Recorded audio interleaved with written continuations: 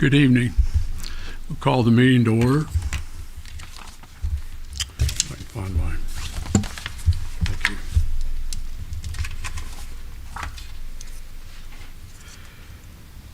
Call the roll, please. Commissioner Alexander, Commissioner DeBrava, Here. Commissioner Ellis, Here. Commissioner Means, Commissioner Hyder, Aye. Commissioner Mann, Here. Commissioner Bridges. Here. Thank you. First item of business is the approval of the agenda. Motion to approve. Thank you. Do I hear a second? Second. I have a motion and a second. Call the roll, please. Commissioner Hyder, Aye. Commissioner Mann, Aye. Commissioner Bridges, Aye. Commissioner DeBrava, Aye. Commissioner Ellis. Aye. Next item of business is the approval of the minutes of the previous meeting of the Planning and Zoning Committee. Anybody have any changes to the minutes? Motion to approve. Thank you. Second. Thank you. Call the roll, please. Commissioner Ellis, Aye. Commissioner DeBrava, Aye. Commissioner Bridges, Aye. Commissioner Mann, Aye. Commissioner Hyder. Aye.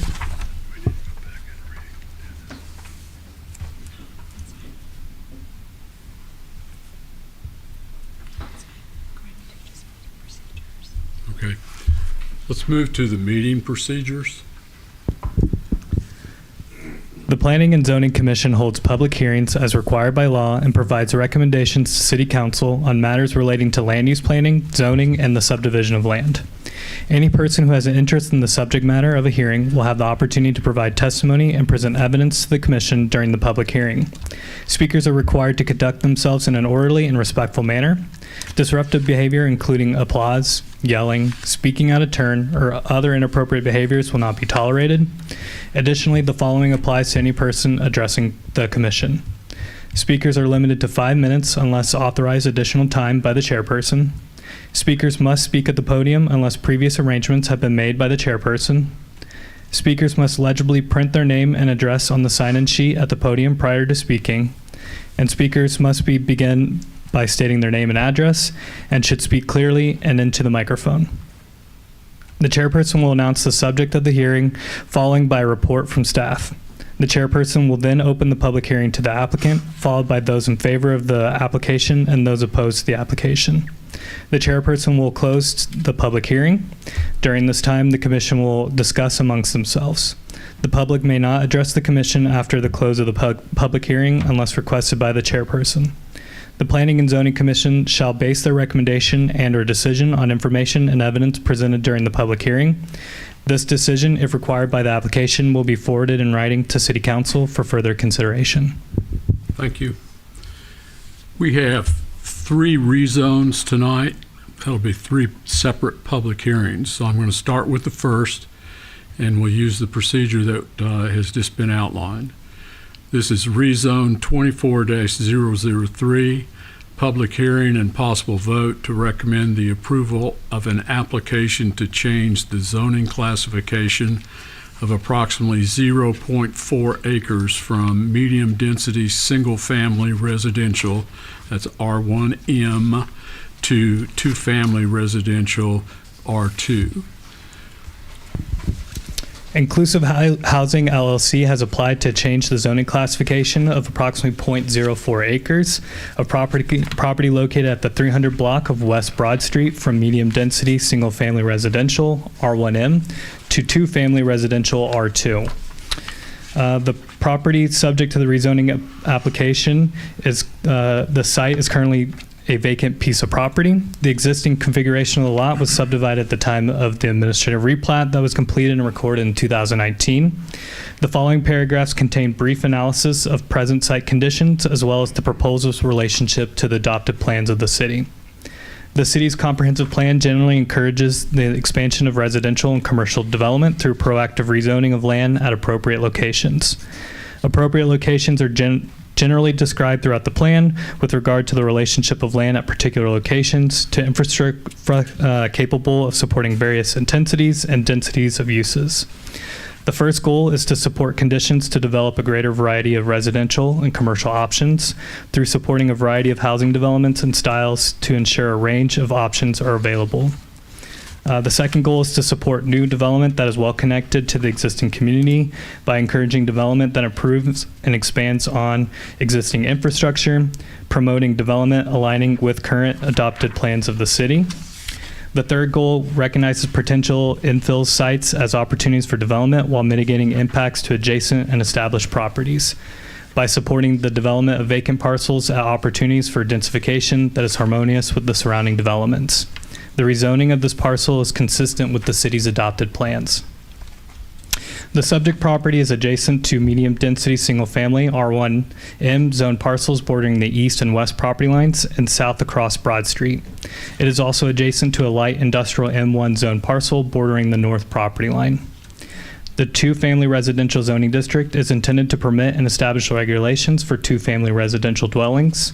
The general land uses of the area are residential and commercial in nature, and such rezone would be compatible and harmonious with adjacent properties when appropriate screening requirements, as regulated by Article 10, landscaping and screening, are provided at the time of development.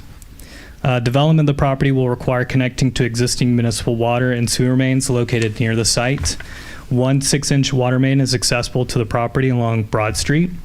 One 8-inch gravity sewer main is accessible to the subject property along Broad Street. Effluent from the subject property would flow to the lift station number 4 before being pumped into the gravity system as a whole and flow directly to the wastewater treatment facility.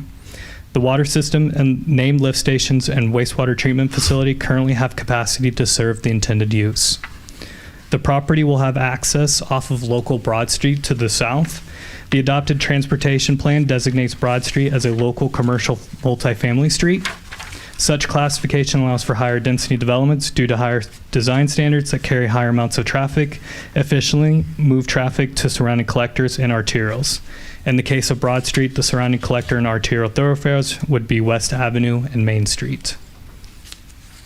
A traffic impact study was waived for this rezoning application due to the fact that the size of the development is under the 1 acre threshold for requiring such a study. The waiving of the TIS is in line with the city policy.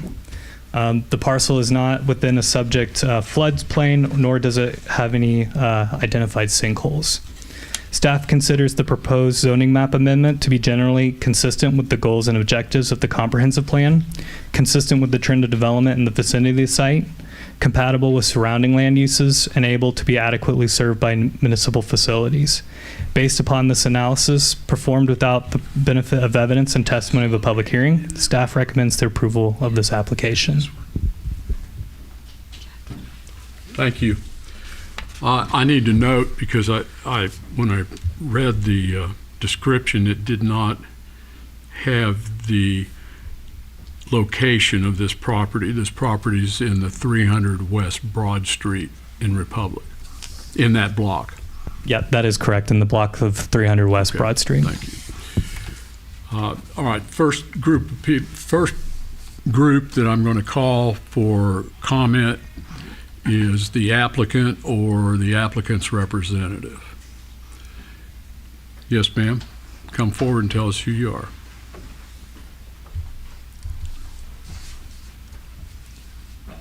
Hi, I'm April Swanson. I am the managing member of Inclusive Housing.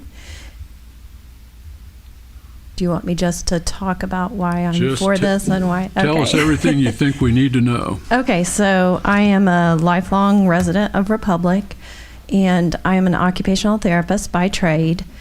It has always been my dream to give back to my community in a way, and the way that I am doing it is I am building accessible housing for people who can age in place.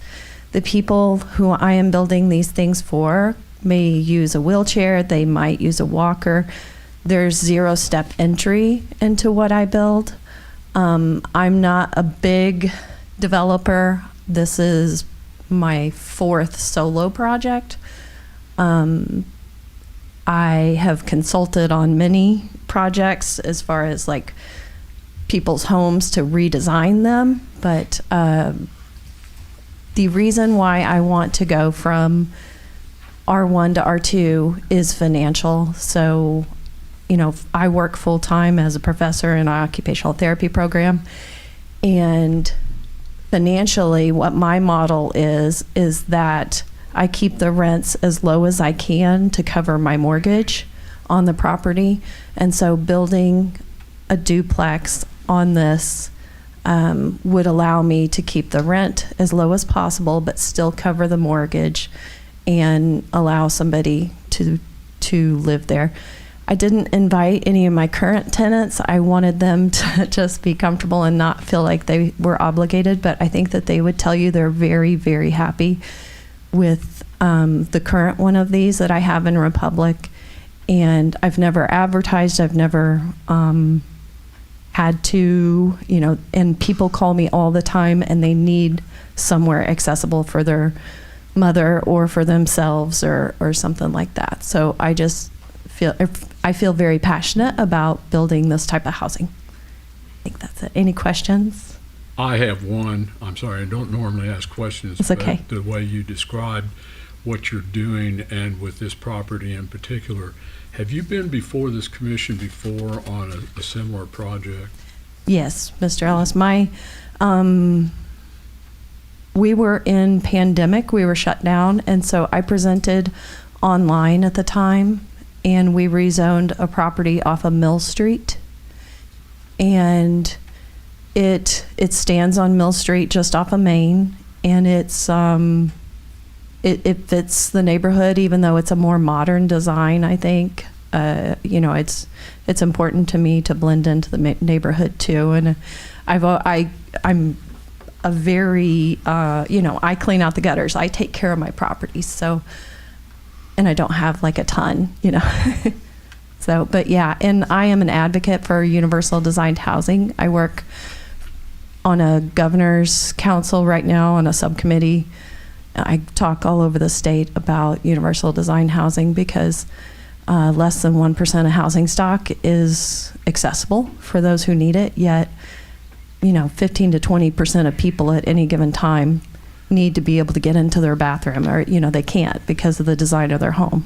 So, and I have the plans, I have other examples or anything like that if anyone were to question. We all may have, the commission may have other questions Sure. when we go in to discuss. I appreciate your presentation. Okay. Thank you. Thank you. Anyone else that's in favor of the application that wishes to speak? Is there anyone here who's opposed to the application that wishes to speak? Not seeing a rush up to the microphone, so I'm guessing no one's opposing this. Given that, I'm going to close the hearing and move to the discussion portion, the commission's discussion portion.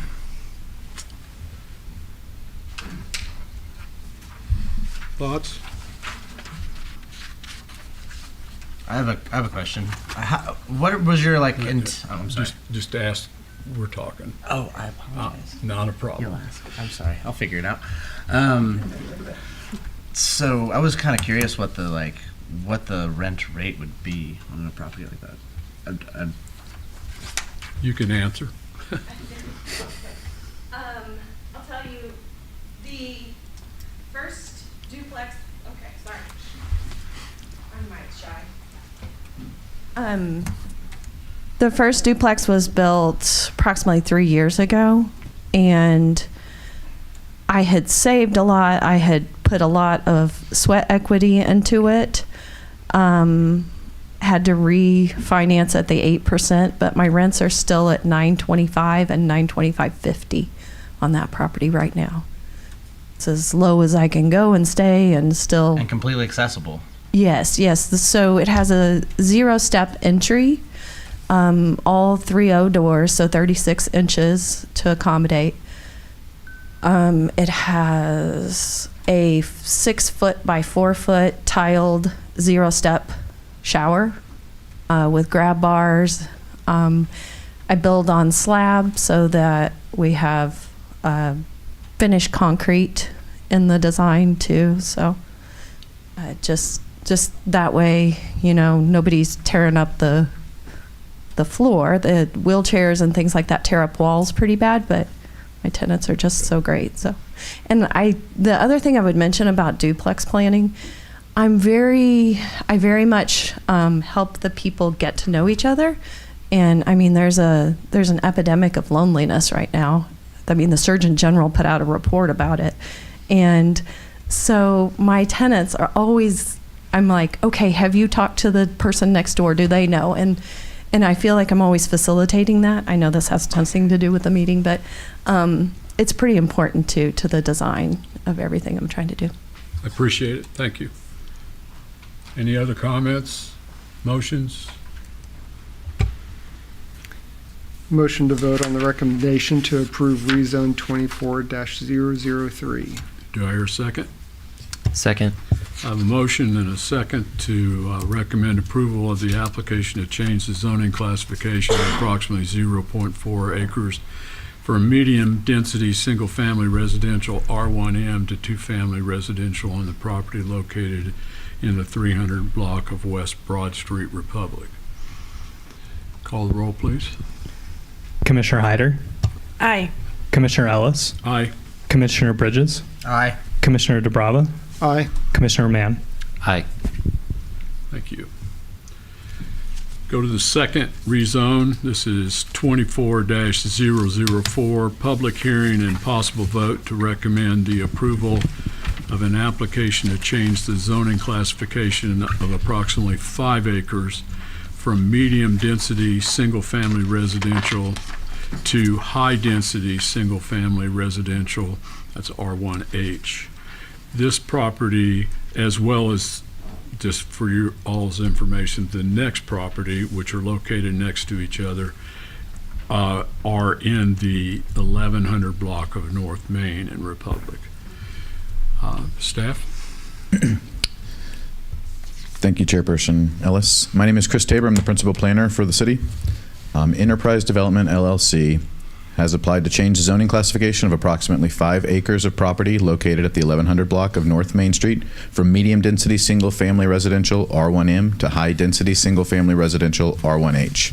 The subject property is currently vacant. The following paragraphs contain brief analysis of the present site conditions, as well as the proposal's relationship to the adopted plans of the city. The city's comprehensive plan generally encourages the expansion of residential and commercial development through proactive rezoning at land at appropriate locations. Appropriate locations are described generally throughout the plan with regard to the relationship of land at particular locations to infrastructure capable of supporting various intensities and densities of uses. Community Development Goal 1, to support market conditions to develop a greater variety of residential and commercial options. Objective 1B, to support a variety of housing developments and styles to ensure a range of options are available. The rezoning of this parcel is consistent with the city's adopted plans. The subject property is adjacent to the following zoning districts: Greene County Zoned Agricultural, A1 to the north, medium-density single-family residential R1M, and high-density single-family residential R1H zoning to the south, and agricultural AG zoning to the west. The requested zoning district, high-density single-family residential R1H, is consistent with the use of the adjacent property. As regards the municipal water and sewer service, the city water and sewer systems have capacity to serve this property if the application is approved. The property is in proximity to the City of Republic water and sewer infrastructure. Effluent would travel to the Evergreen Lift Station to the north and then on to the wastewater treatment plant from the subject site.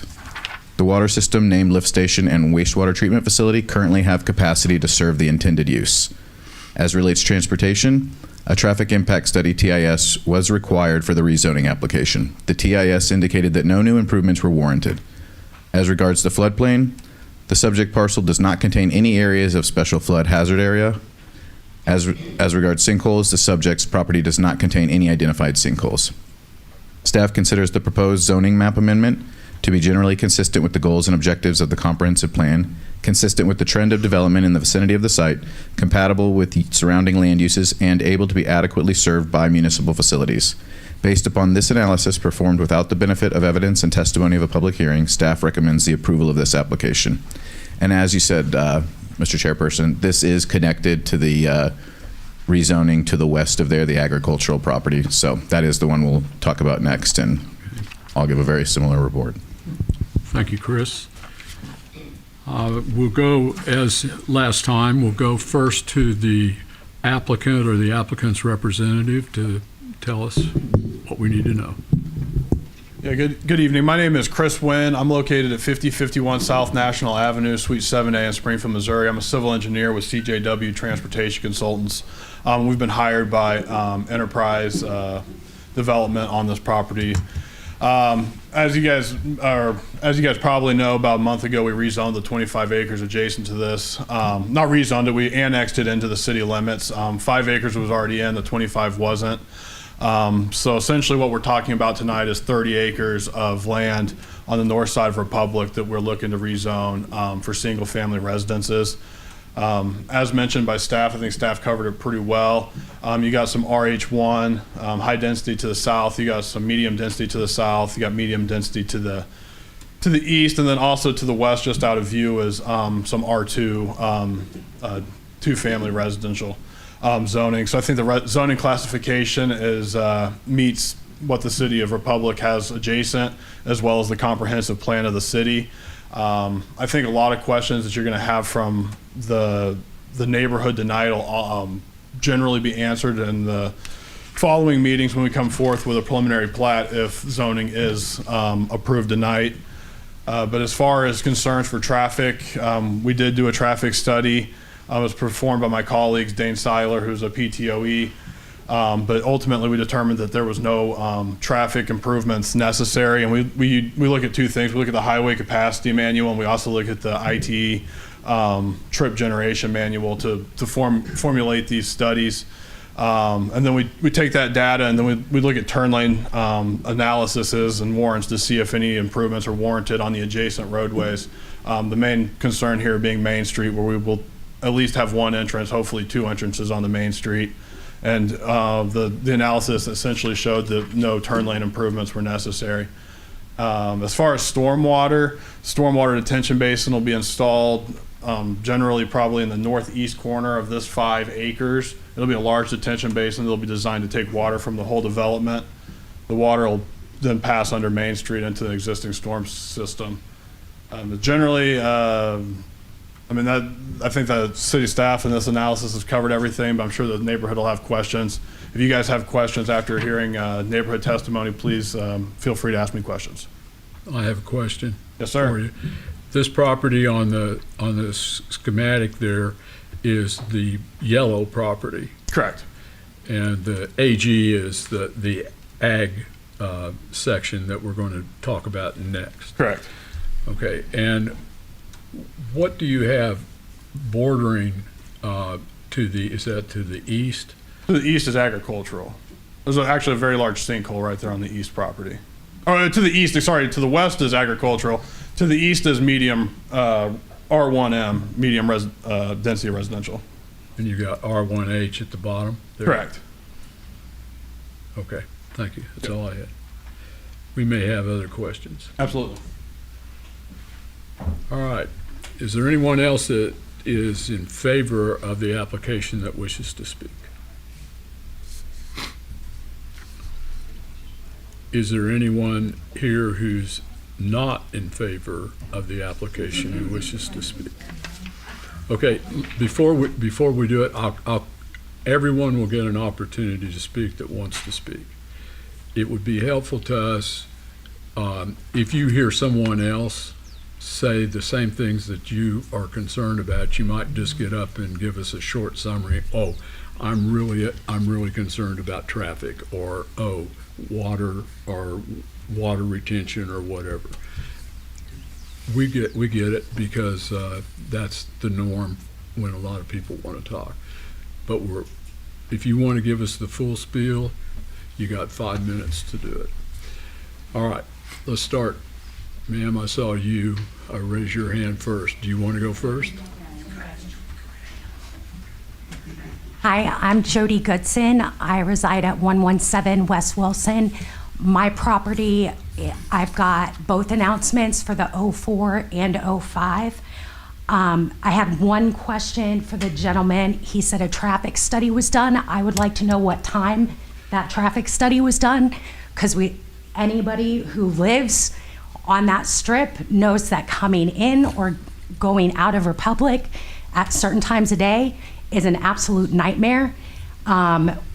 Main Street will get backed up at that four-way stop at Casey's going back as far as Berry Street or West Wilson Street. I've seen traffic backed up going into town that far.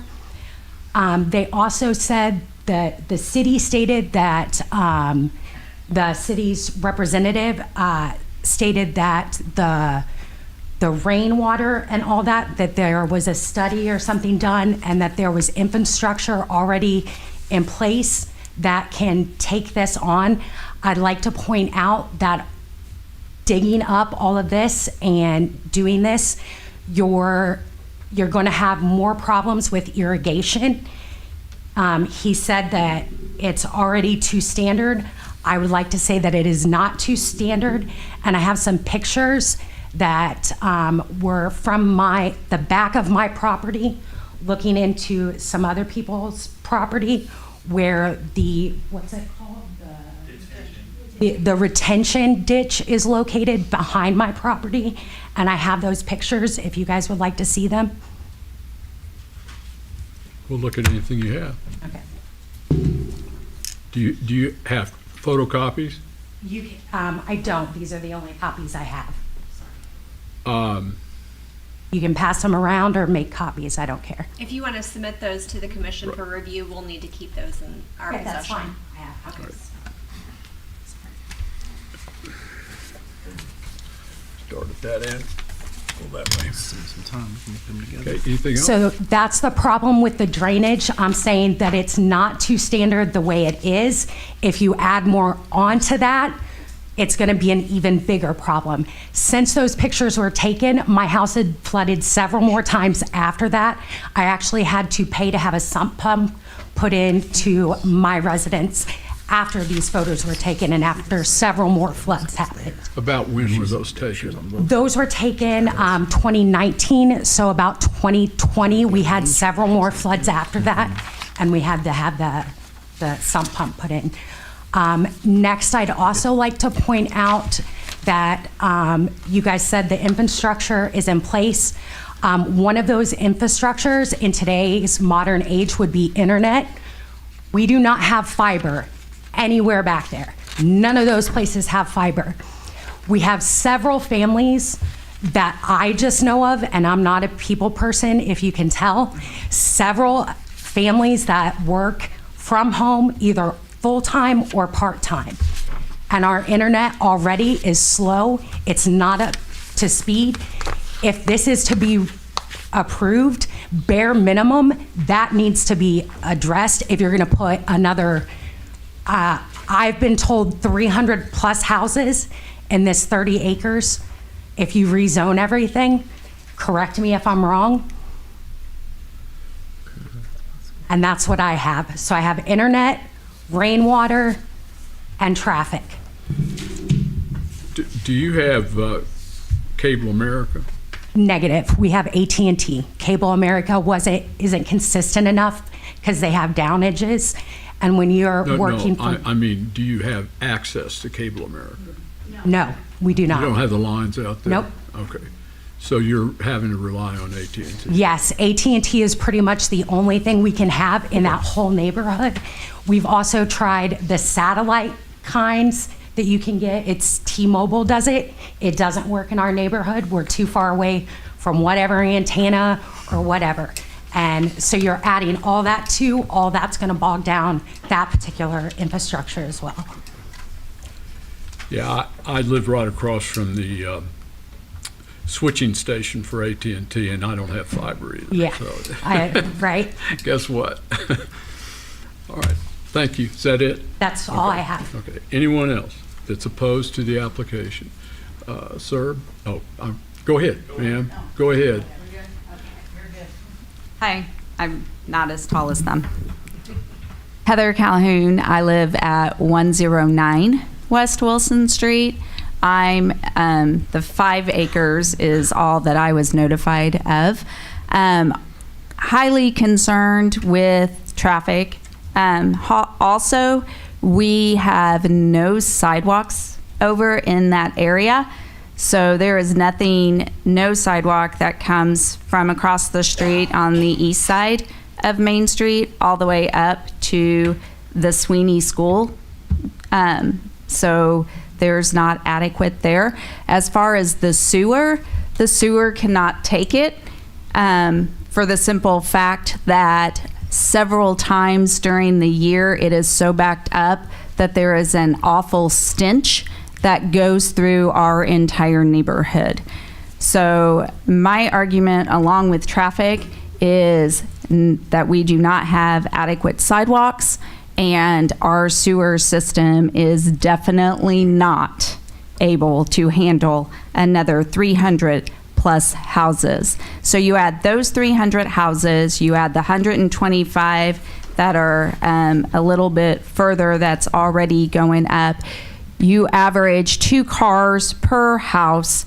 You're adding 850 cars onto Main Street. So maybe, yes, right now you think that the traffic is not an issue, but 850 plus cars is going to impact, and there is not a way to extend Main Street to make it a 4-way because of all the housing and the electrical and the water runoffs and the sewer that line Main Street. You're going to have to take over homes and kick people out in order to extend that and make that 4 lanes. Thank you.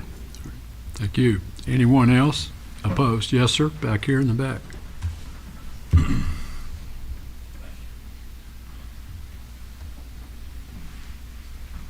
going to apologize in advance. Pollen is getting to me. My name is Daryl Sexton. I live at 1034 North Wilson Court, which is on the cul-de-sac where it has R1H. I live right where R1 is. Directly behind our house, part of our property, is the retention ditch, the detention water basin that rolls off currently. We've lived in the house since the house was built. 2000 is when we moved in. We've had issues with the detention ditch being blocked when we first moved in. We've had repeated issues with the flow of water through, what's coming through the detention areas, to include, I don't want to say boulders, but rocks, various materials coming through the sewer pipes.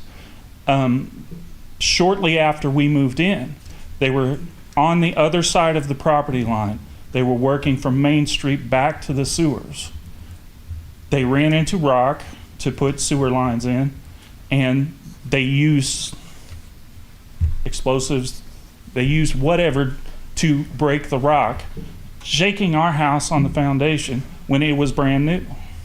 Well, that is that same area that is the 5 acres. If we are going to run runoff directly out of our detention area, you're running it straight into that 5 acre plot. I don't know how you intend to clear that off without having flooding issues there, because we have water coming in from 2 different places into that detention area. We also have, and I will touch on traffic, but another point, on College Street, recently they've paved that. So to avoid the traffic, people are coming off of Main Street and driving in excess of the speed limit down Wilson Street and down College to bypass traffic. This is only going to exacerbate the problem. You know, we have a lot of small children in this area. They're larger houses, growing families, and we have children, you know, that are playing basketball, whatever, in the streets. Now, We do our best to keep them out of the streets, but it does happen, chasing balls, whatever the case may be. So I would like that to be considered before you've made your determination as well. Anything else? If you have any questions, like I said, we've been here Good. 24 years. We've seen everyone come and go that has been in this subdivision. We've had a lot of issues with flooding around us. We have fortunately not had flooding in our home, but we've seen it on both sides and around the entire cul-de-sac. So if that is the case, it's potential issues with runoff throughout the area. Thank you, sir. Anyone else opposed? I don't know what happened to the sign-up sheet. It's not up there anymore. Go ahead and take the time to do it. My name is Tim. You're fine. You're fine. I'll sign that in a second. My name is Tim Kixmiller. I live at 293 East Garnett Drive in Republic. So if you look at your map, I'm directly to the east. I'm all the way in the back corner on those new houses that were developed about 2.5 years ago. So the first thing I have to say is, without these young ladies coming and talking to me last night when I was grilling burgers, I would have not known about this meeting because I was not noticed. Nobody in my subdivision was noticed. I don't know if that's a flaw on Republic's part or just a flaw of not notifying people, but I have a feeling that a meeting called at 6 p.m. when people are getting off work and only noticing the people on that section of the road determines the number of people that are interested to want to come and talk to you, first and foremost. Because I guarantee you, if I'd had a little bit more time, I could have gotten more of my neighbors here. I'm going to approach this in a different aspect, and don't boo and hiss. I'm going to approach this as a state trooper or former state trooper. I can tell you that traffic study, depending on the time in which it was done, was not a complete and accurate study, because if you're adding that number of houses on AG and at 5 acres, you're failing to take into consideration the flashing yellow light on Route M that is already a death trap. I've only been here for 2.5 years. I've witnessed 8 accidents there that have closed the intersection down. I've also witnessed a tractor trailer rollover most recently that closed Route M down, which causes me back into Republic through 60 highway so I can go to my office, which is on the west end of Springfield, causing me another 25-minute delay when school's not in session. When school's in session, like this gentleman just spoke, I've had to go through the neighborhood because traffic is backed all the way up past my subdivision. So in order to go to a vet visit or to the doctor, which is in Republic, I have to go down and through those neighborhoods in order to get into Republic. Otherwise, I have to go all the way up around and come back in by the Amazon plant. So there is a traffic issue. You also have to take in consideration the, I believe, 300 homes that the county has zoned on the north end of my subdivision, which is right in the county where they're now building. They've been trying to build those for 2 years now, but because of all the rock and blasting that had to happen, so on and so forth. So you have those homes on Route M and Main. You have the homes that you're proposing now on the 5 acres and subsequently 25 acres. And correct me if I'm wrong, but aren't you also considering rezoning to put apartments in those areas? Isn't this the first step to put apartments in those areas? No? Because high density to me means apartments. No. That's a it does concern. not. No, sir, it does not. Okay. R3 And again, I'm playing R3 catch up. I found out last night at 7 o'clock. R3 Okay. is generally I'll take you at your word, sir. multifamily. My concern there, if you put apartments in, you're not getting a tax revenue that's going to pay for the schools, the law enforcement, the fire, and everything else we need to support the community. And that's what we're trying to do. We're trying to grow this community respectfully, correct? That's what I was told when I moved in. That's why I moved into this area. Property taxes, support houses. Floodwater. I don't know what they have because I don't see what they have. But I can tell you that the water that drains from there directly comes through my subdivision and kicks out back behind my house. And it is not made for the kind of water that when you clear off that green area, green space, and put houses and more sewer pipes, you're not going to be able to hold enough that's not going to flood and cause issues. Because if you look at that back loop, and I'm going to walk over here to show you. Sorry, sir. Thank you. This back section here on these houses are already in a flood zone. They had to have special permits to put some of those houses in because of that flood zone. You put more water across that and you're going to flood out houses that have already been established. I don't know if you have any more questions, but that's my 3 cents. What school is it that the traffic backs up that you were complaining? Is it Sweeney? I don't have kids down here, so I don't know. I just have to deal with the traffic because Casey's is the 4-way stop. That there's not enough infrastructure there, and the traffic is going to back up tremendously worse than what it already is. And there is not enough room, again, from a trooper's perspective, that it's going to allow you to double those lanes in order to alleviate the traffic. I don't have kids in the school, but if I was a parent that had kids and I pay enough taxes, I'd be very highly agitated because your infrastructure in the school can't support 300 new homes. Thank you. Thank you. Anyone else that wishes to speak? My name is Alma Shores. I live at 105 West Wilson. All right, so I'm right on the corner of Wilson and Main. And every day I see the traffic backed up to my corner. So traffic is a big issue. Plus that street, there's no curbs, there's no shoulders. That white line, half of it's gone just from the road being overly used and it just breaking away. So you can't even see the white line on Main.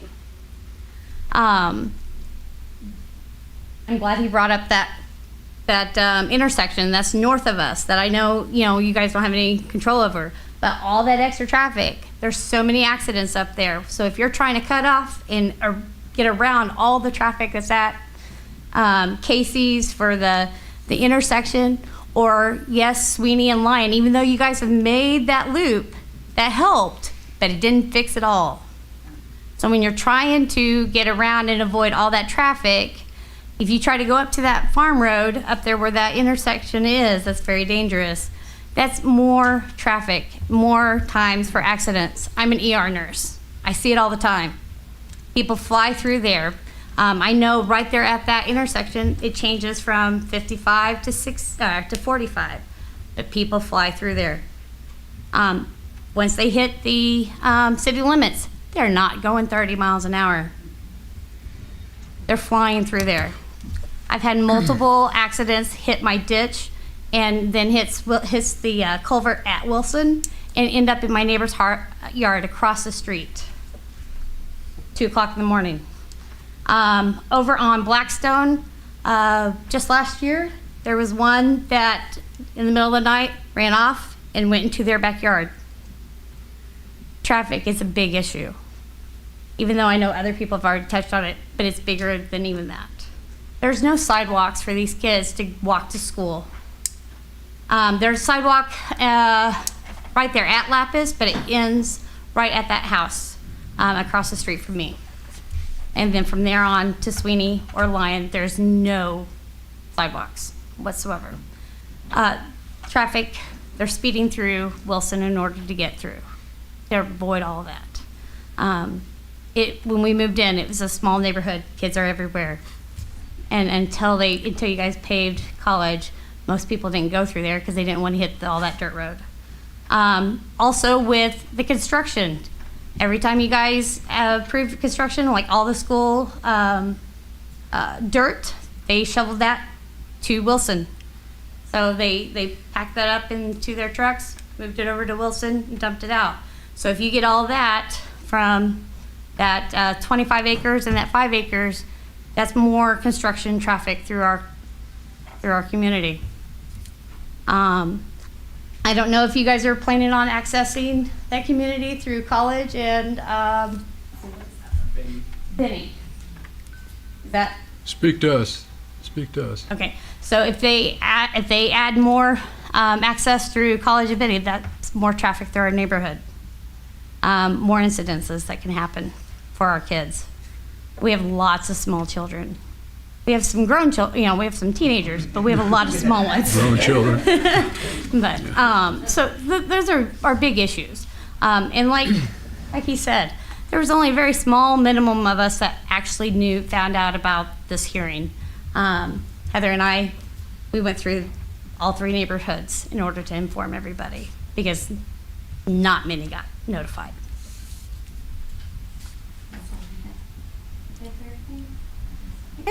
Appreciate you coming, sharing with us. Anyone else? Yeah,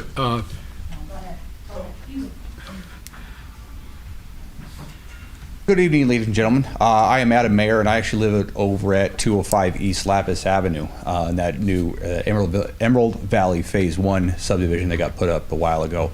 I mean, what can I say about what hasn't already been said about traffic and anything else that's been brought up? But one thing that hasn't been brought up, and one thing that I don't think that you guys have taken into consideration, is as far as the environmental impact concerning the rezoning of the agricultural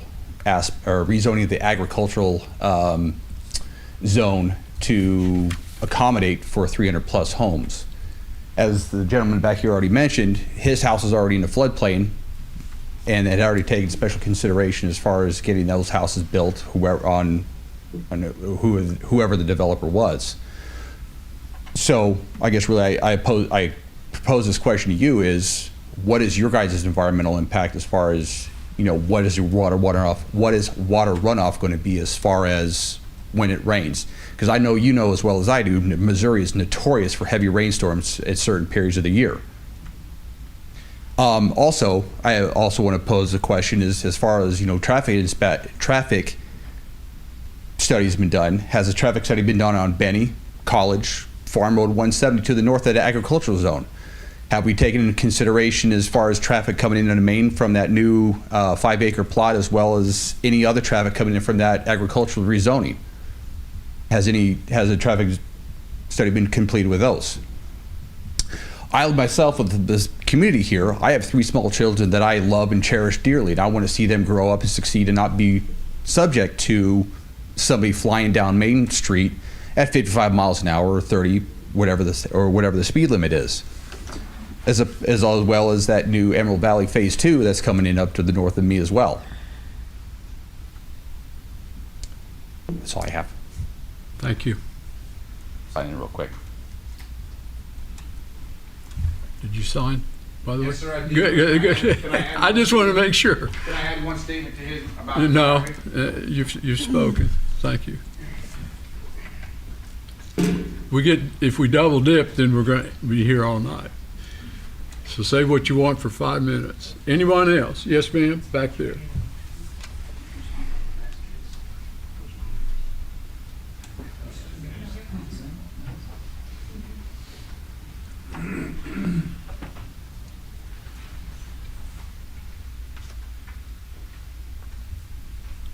Good evening. My name is Michelle Sexton. I live at 1034 North Wilson Court.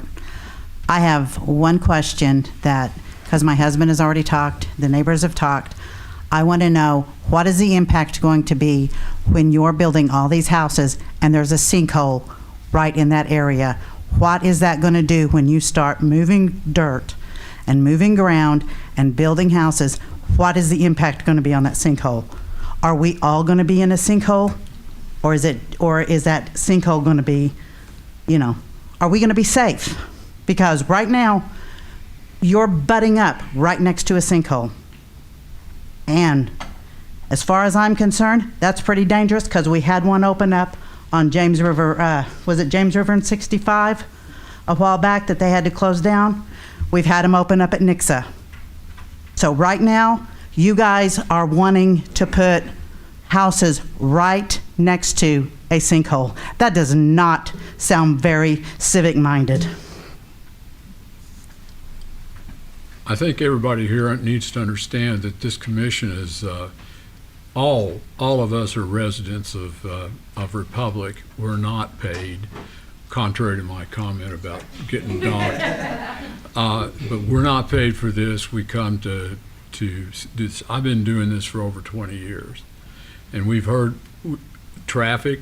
I've heard that. I made that personally comment here. But all we do is act as the first step of review on this request. And it then goes to City Council. And City Council will have another hearing later.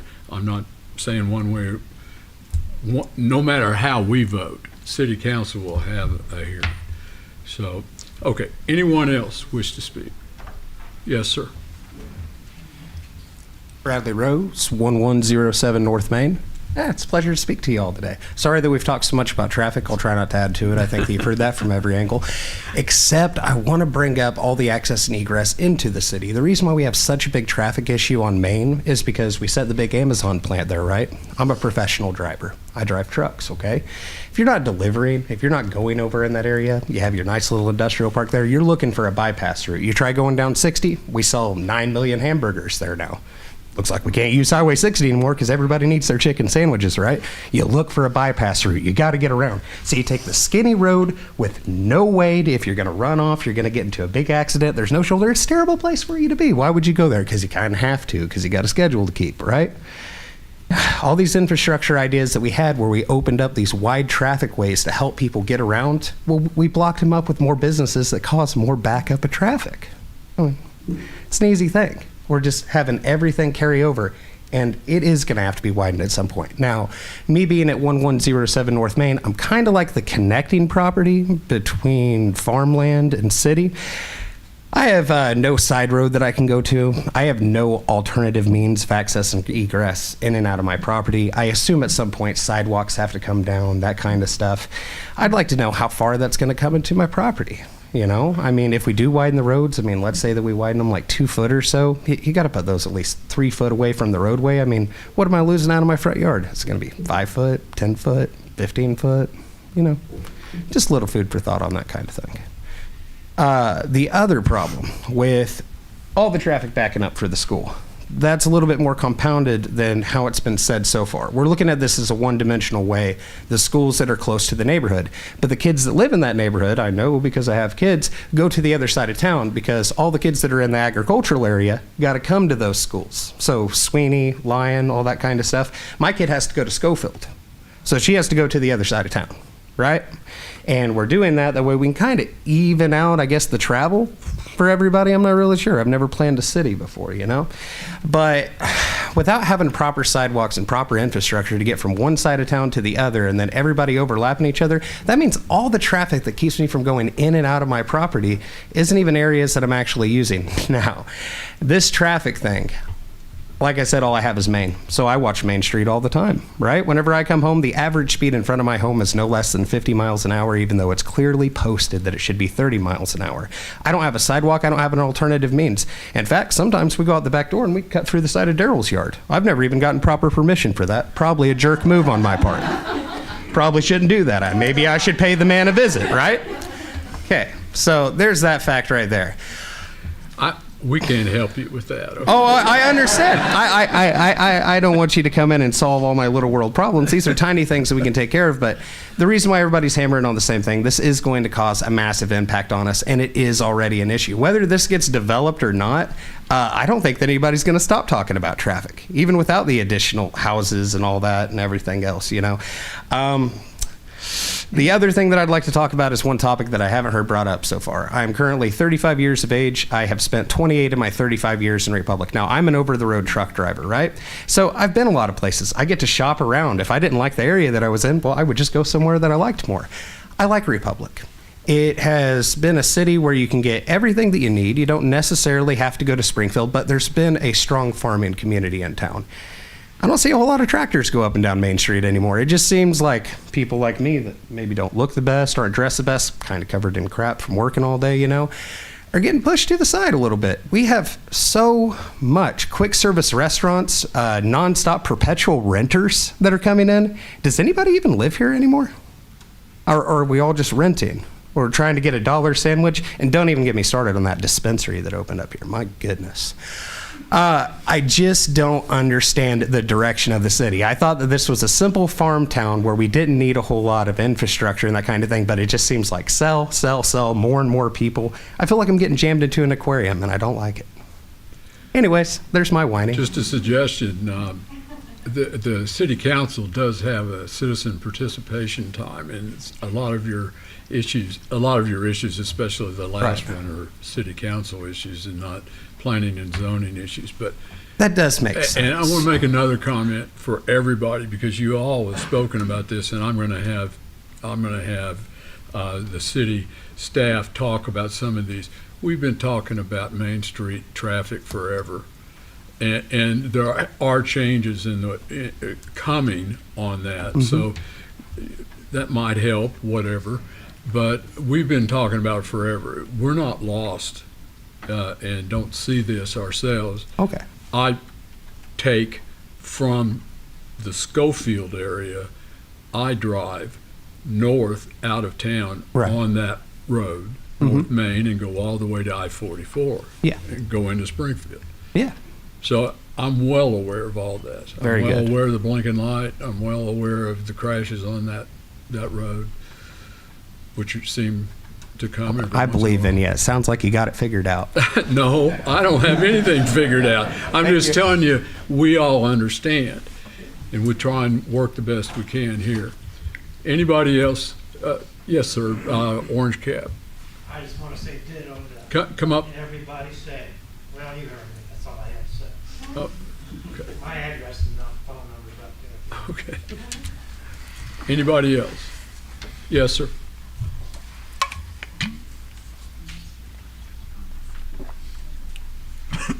Hello, I'm Homeless Puma. I'm at 28 East Berry Street. So to summarize, like a few bullet points for what everybody else said: traffic, sewer, etc. My two concerns beyond that are internet infrastructure, because I work from home permanently. So internet is a huge deal to me. Adding that many homes in that area would definitely tax the internet infrastructure that's in place, which would definitely impact my work. And the other one, which has not been mentioned so far that I'm concerned about, is what about electrical infrastructure? We're adding a lot of houses there, and it's going to be very taxing on the power grid. And I'm not sure how that's laid out. Wouldn't know how to look up that information. But I'd be concerned that we'd be taking the electrical infrastructure that's already, in my head, taxed pretty hard and putting more burden on it without any updates. That's all I've got. Thank you, sir. Thank you. Anyone else? Yes, ma'am.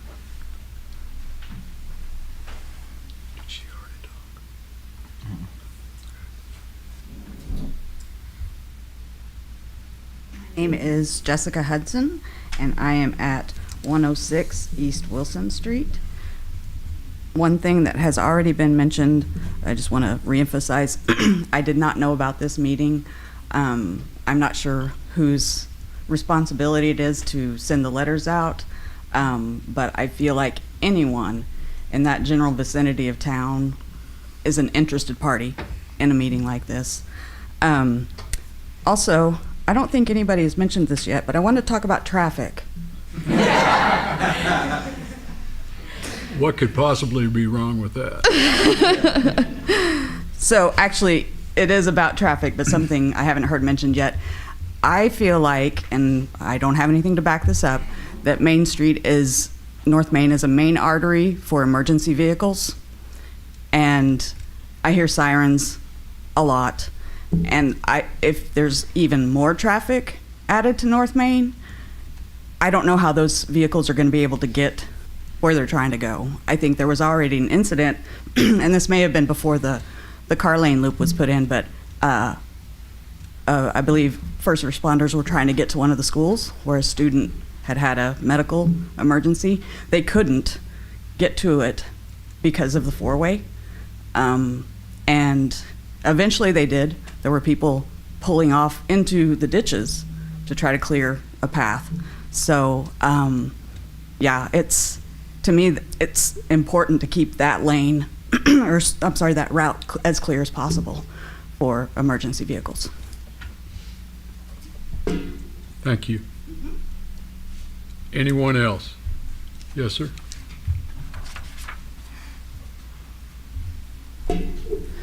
Hello, my name is Zachary Compton. I live at 227 East Garnet in the northeast subdivision there, the one where that gentleman lives as well. I live on that north end where the floodwaters are that he talked about.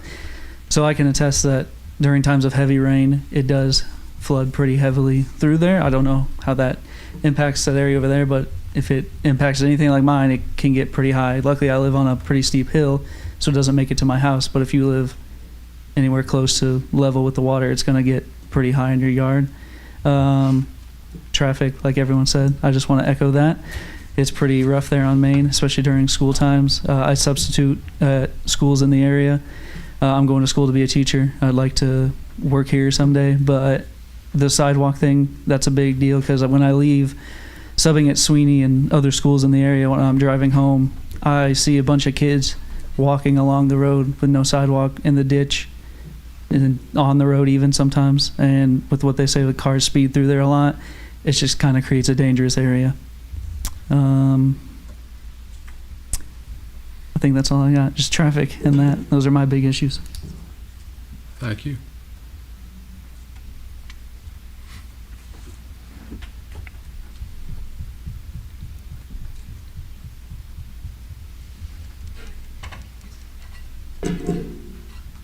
Anyone else?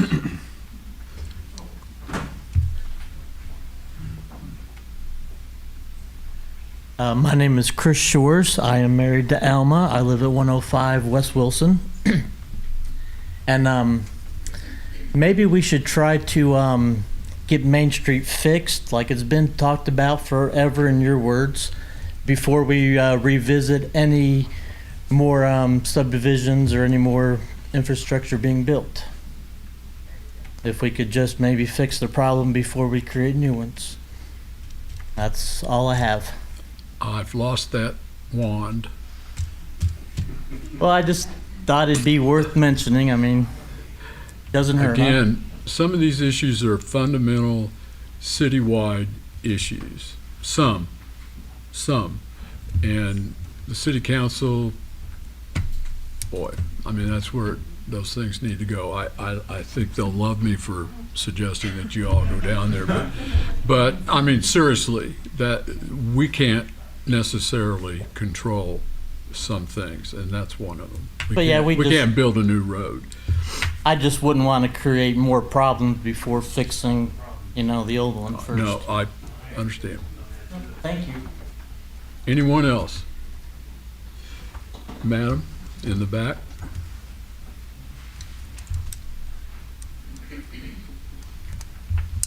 Angela Phillips. I live at 118 West Wilson Street, and I know that you're only required to notify a certain area of this issue. I live across the street from Heather and Jody, across the street at 118 West Wilson, and had no understanding of any of this until they came through the neighborhood.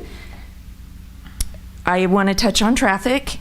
Main Street, as you all know, there's no shoulders. It's a drop off from the asphalt into a ditch. It'd be fair to say that it would be hard to add a shoulder through there. There's hundreds of cars daily. The only avenue to Republic is Main Street unless they cut down on our farm road and go down M. I'm the original owner of my house. I've lived there for 20 years, and the sewer, I know that it was mentioned, is not at capacity and that it would be sufficient for new neighborhoods. But the stench has increasingly worsened over the years, so I have concern that the current capacity is sufficient to add 300 plus houses. The infrastructure for stormwater isn't sufficient. My house lines the one drainage ditch on that street that funnels dozens and dozens of acres from 174 south of me to Main Street on the east. During high rains, the drainage ditch can't handle the flow of water. It floods my house and the house west of me. I've went back and taken pictures, and I can submit those pictures. I don't have them with me, but it's up above my ankles, the storm water, because the drainage ditch I mean, it's about this big, however big that is, 4 feet probably. Coming down off of all of those dozens and dozens of acres, it's a creek back through there. And the house on the west of me gets it even worse than I do. Like I said, I've had 4 inches of water standing in my backyard and under my house. Years back, I complained, but to no avail. They've not fixed any of it. So I would like to see the infrastructure for stormwater in place before anything else is added. Thank you, ma'am. Anyone else?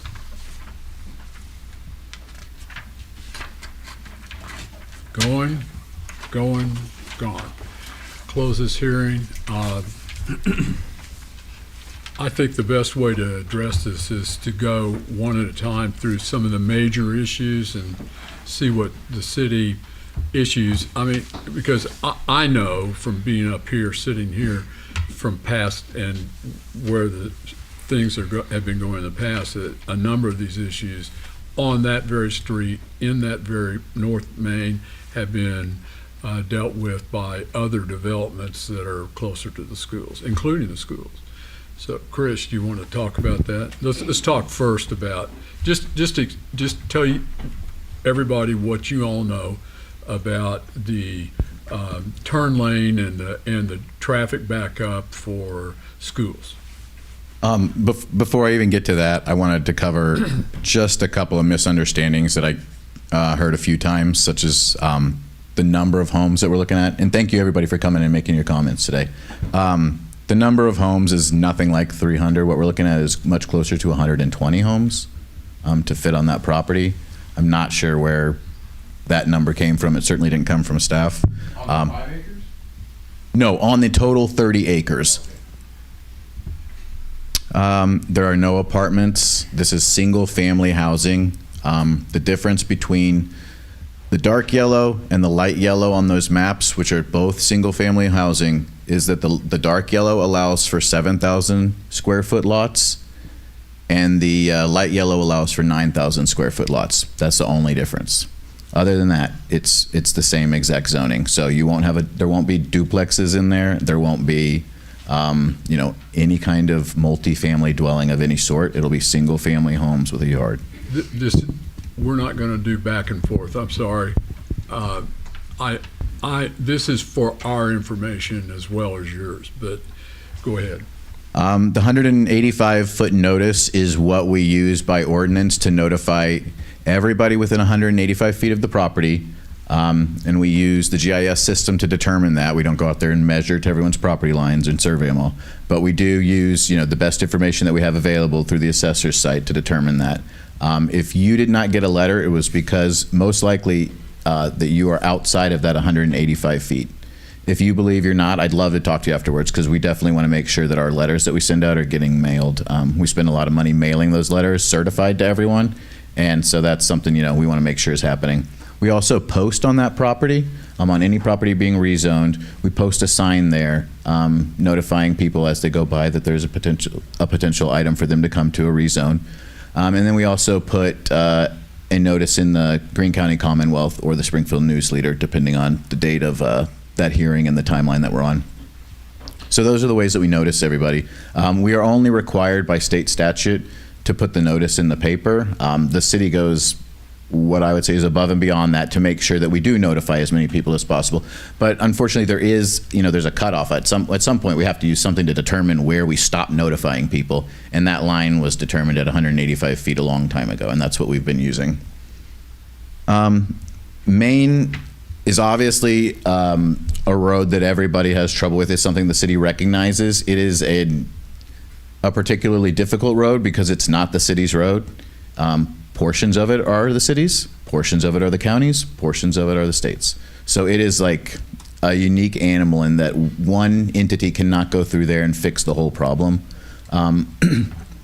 As was mentioned, that in Maine, that's way out of anything that we could impact. But we do recognize those issues are there, and we definitely discuss those in other areas to review that, but that's not something that the city could make an improvement on. It's simply not ours.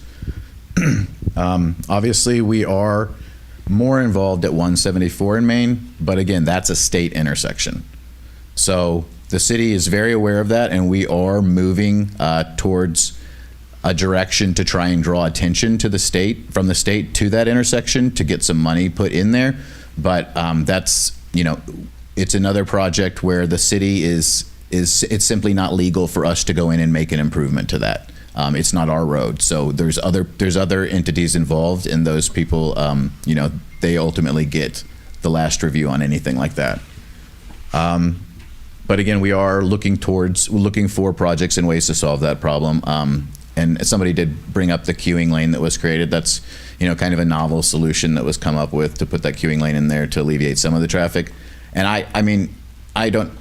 our buildings moved, so I don't travel that way anymore, but I used to go that way to work every time. I'm very familiar with both of the intersections that you're talking about. And, that intersection is dangerous, and the 174 intersection is blocked up at the worst times of the day.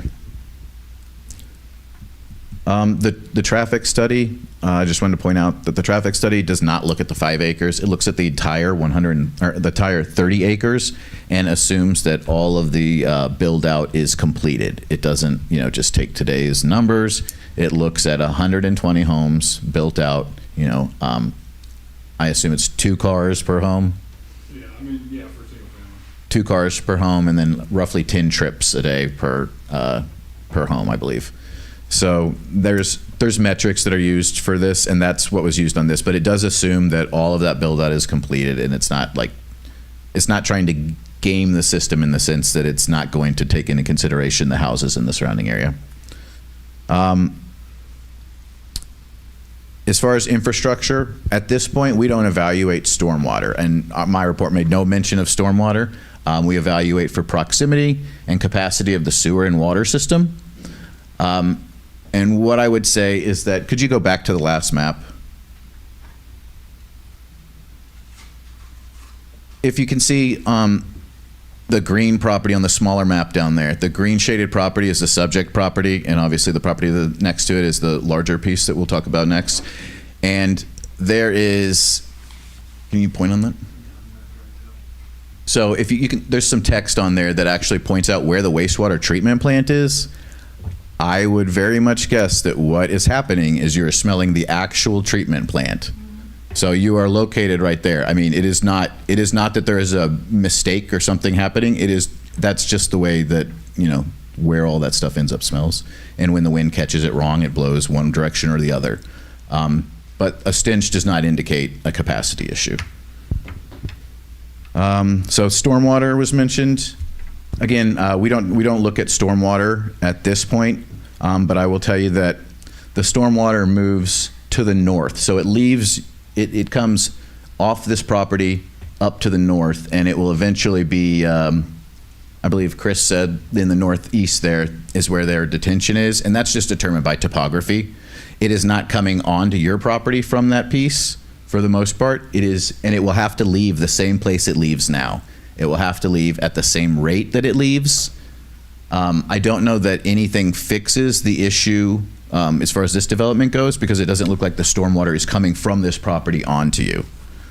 But again, if anyone wants to talk to me afterwards, we'd be happy to take information and go out there and look at that and see what's going on in that detention or that retention ditch, especially if there's like some kind of clean out that's keeping it from working at capacity. We're definitely interested in that type of thing.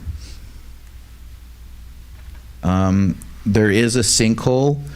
You can see it on the far left of that. It borders at the very edge of the 25-acre property. It's not mentioned in this report. It will be mentioned in the next report, which deals with that property next to the sinkhole.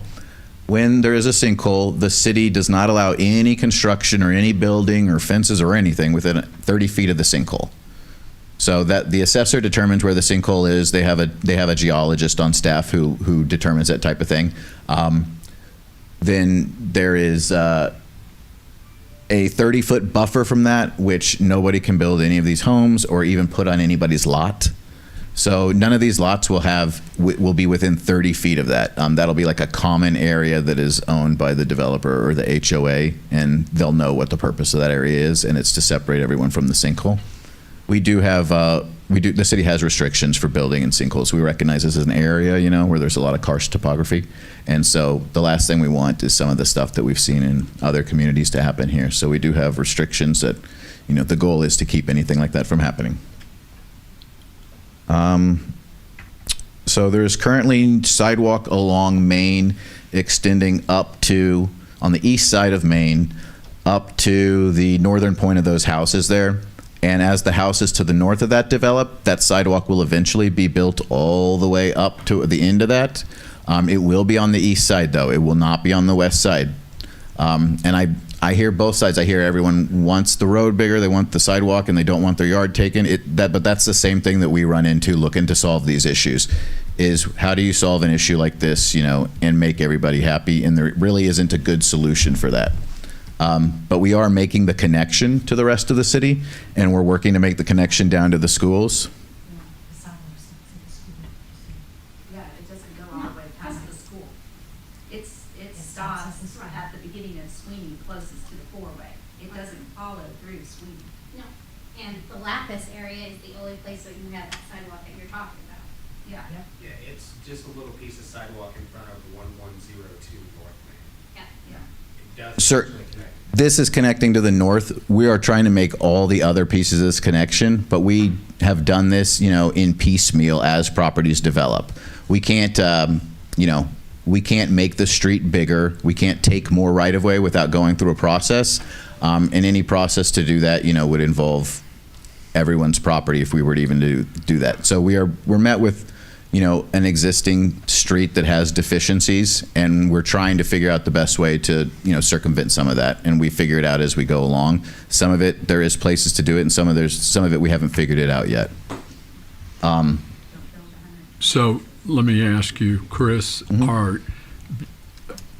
at least what I heard you say, and I think is correct, with respect to sidewalks, when you're having a development and a sidewalk needs to be in for some reason, you would get that from the developer. You would ask for the easement to put that in at that time. That's how sidewalks are constructed now. I couldn't say how the only other alternative is condemnation of property, or at least purchase. Yeah, some form of purchasing the property to make enough room to do that if no room exists. Yeah. So we do have to space those. You wouldn't want a sidewalk directly on the road. So there are spacing issues with that. Internet, the city doesn't have any control over the internet services. We're actually not allowed to be very much involved in that at all through state law. We do discuss these issues with the residential providers, but I think you'll find that you are not unique in that you have trouble with provision of internet here. It is a citywide problem. That we have, been working on. Our administration and our staff has been looking at ways to work with these people. And there are certain improvements that some of these providers do plan to make in the future. I can't say that those will impact you necessarily, but upgrades to major parts of the infrastructure for what they serve that, I don't know exactly where they plan to do. They don't even have to tell us until they do it. That's how it works. But we do know that there are several providers that are going to come in and make certain improvements. And so you may see that improvement in the future. Again, I can't guarantee it, but we are making them aware of the need for that. And we're seeing it come in, especially on newer residentials. So my assumption would be that you're more likely with a development next to you to see some kind of an improvement made in order to serve that. Electric is also not the city's infrastructure. We don't control it. We do have electric providers, though. We have 3 of in the city, depending on where the project is. And we do have them review our projects before any of the projects are platted. So we do, make sure that they're aware of that. But we're not the experts on electric. We leave that to them. If there's something tasking the system, they'll be the ones to tell us, and that would obviously be a crunch point. But that is not, they're not telling us that now. I think that's all the points I had down to directly respond to. Did you guys? Feel free to take any questions or anything you guys have. I can add just a few more notes regarding the internet issues. We did notify the public in our administrative report last Tuesday that both Total High Speed and Cable America are making large internet improvements in the city throughout. That'll likely be dispersed throughout the city. We don't have specific areas that might be addressed. We do know historically that typically fiber and improved internet service does go to newer subdivisions or areas that are currently under construction. It's much easier to construct those lines when there are not existing homes, and that is the type of construction that we're seeing currently. One other note regarding the floodplain, there were some questions and comments regarding development of homes out on East Garnett, I believe. There is a revision to the FEMA's flood maps, which are coming. Those were distributed to the public back in 2018, not yet adopted, but we do expect to adopt those soon. That did change the area of floodplain that you're seeing to the east of Maine and defining that in a flood channel a little bit smaller. So it becomes a more defined flood channel. There were no special permits issued for any of those homes over there. The stormwater, ma'am, we will look into this with our engineering and infrastructure teams. From this picture, it does appear that this is operating correctly as a retention basin, meaning the level of the stormwater is going to accumulate in the basin itself. What you see, the concrete outflow, then it releases at a calculated rate to the property to the north. From that property to the north, it is traveling likely through the ditch along Maine to the area of floodplain where it's ultimately discharging. That'll be similar in nature to any detention basin for this subdivision. It'll also discharge eventually into the floodplain system. Okay.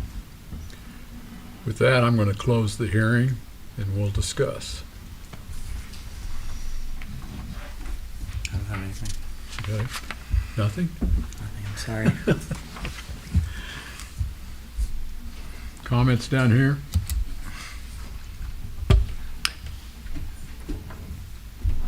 You requested at one point information about some sort of a turn lane from something that I don't think was answered by any sort when you initially asked Chris information.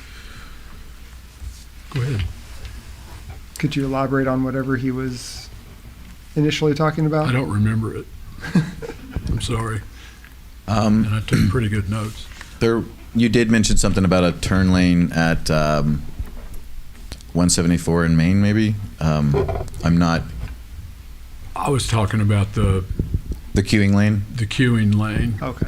Oh, yeah. Okay. Go ahead. And Yeah, so the that's queuing changed. The queuing lane was a joint project between the city and the Republic School District in order to attempt to alleviate some of that traffic that stacks up from people there to pick up their children.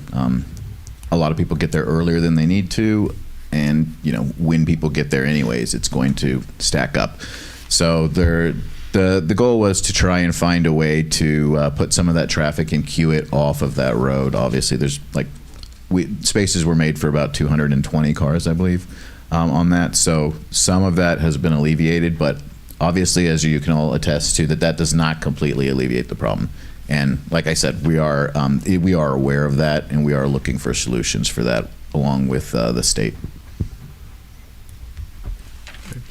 There was one additional question regarding electrical infrastructure, and I want to make sure that's addressed. There is no indication for Liberty who would be servicing and who does service the majority of the City of Republic. They do have the capability of serving additional development areas. We work very closely with them throughout the development process. They review the plans and then also do make any type of comments back to us. If there were to be any type of capacity issues, we would be the first to know.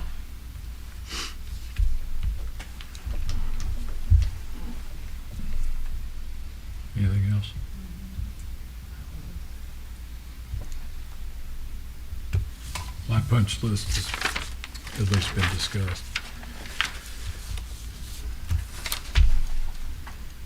All right, somebody make a motion. Motion to vote on the recommendation to approve the rezone of 24-004. Okay, is there a second? Second. I have a motion to recommend the approval of an application to change the zoning classification of approximately 5 acres from medium-density, single-family residential to high-density, single-family residential. And that's in the 1100 block of North Main.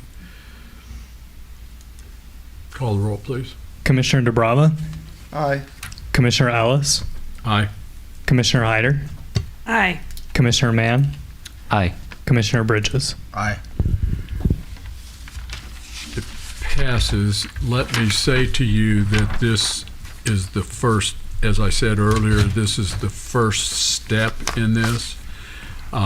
City Council will hold a hearing on this. When? Next Tuesday. Next Tuesday. So you all don't have to walk around the neighborhood and tell everybody. Yes, City Council You will have be to tell here. these. You've eliminated some people. It's at the same building and the same time next Tuesday. And will all 3 neighborhoods get notified? The notification process has happened. Again, it's 185 feet. We notify, the people that we notify. I was joking with you. If you want to walk the neighborhood, more power to you. It's the American way. I got it. I do want to point out tonight is the public hearing where everyone in opposition and support of this project does have the opportunity to speak. Typically, the mayor will allow people to speak in a shorter time frame, but please be aware this is the public hearing. And again, I would encourage you to come out next Tuesday if you would like to speak, but there is they don't have to allow the public to speak. Do they You get? guys approve everything here, or do you guys ever say no, we're not moving forward? No, we're equal opportunity naysayers. Well, you said we were nobody was Sorry. So Yeah. everybody's against it, and you guys just say approved. I don't get it. Again, I would encourage you to come out to City Council next Tuesday to voice any additional considerations, but we need to move on to the next item. Yeah. Well, Which is the same thing, and we're all opposed to it. okay. Well, that's fine, but I haven't called that one. I haven't called it yet.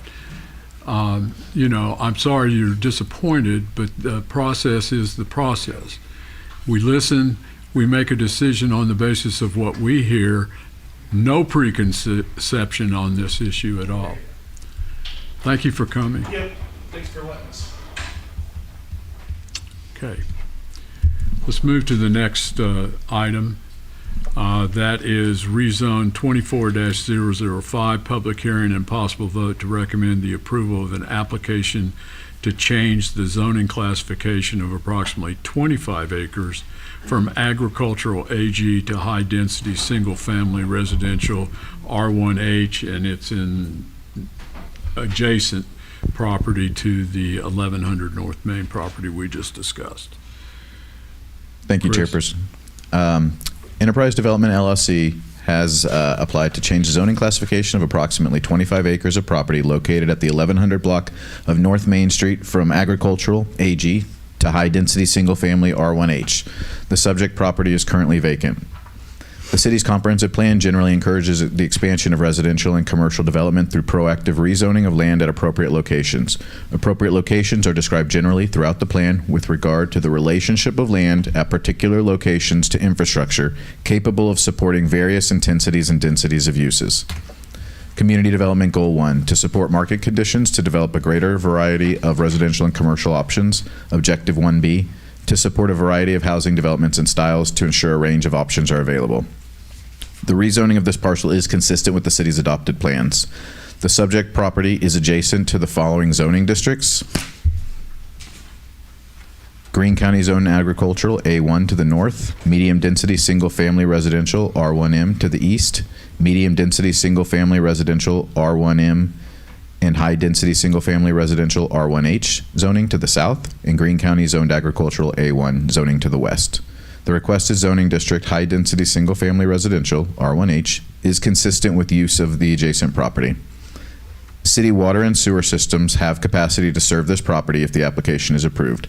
The property is in proximity to City of Republic water and sewer infrastructure. Effluent would travel to the Evergreen Lift Station to the north and then on to the wastewater treatment plant from the subject site. The water system, named lift station, and wastewater treatment facility currently have capacity to serve the intended use.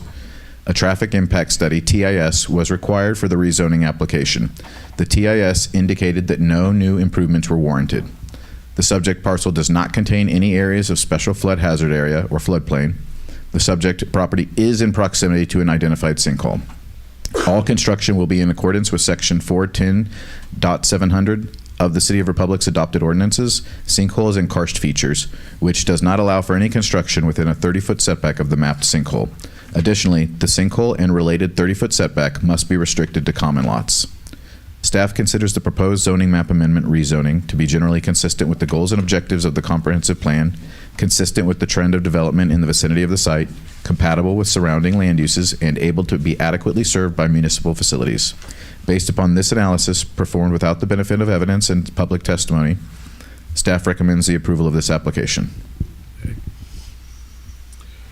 First, let me say, if your concerns are the same ones that you had for the other, which would not be surprised at all that would be the case for you. If you want to say simply, I was against it before for the reasons I stated, we can consider that. Do you have a problem with that? No, that'll be fine. And if you want to speak to us and tell us everything all over again, I'm okay with that too. So, hold on. You're not first. Sorry. I will call on you first when we get to the other people. First persons I call are the people who are the applicant or the applicant's representative. Once again, my name is Chris Wynn, civil engineer with CJW Transportation Consultants, located at 5051 South National Avenue in Springfield, Missouri.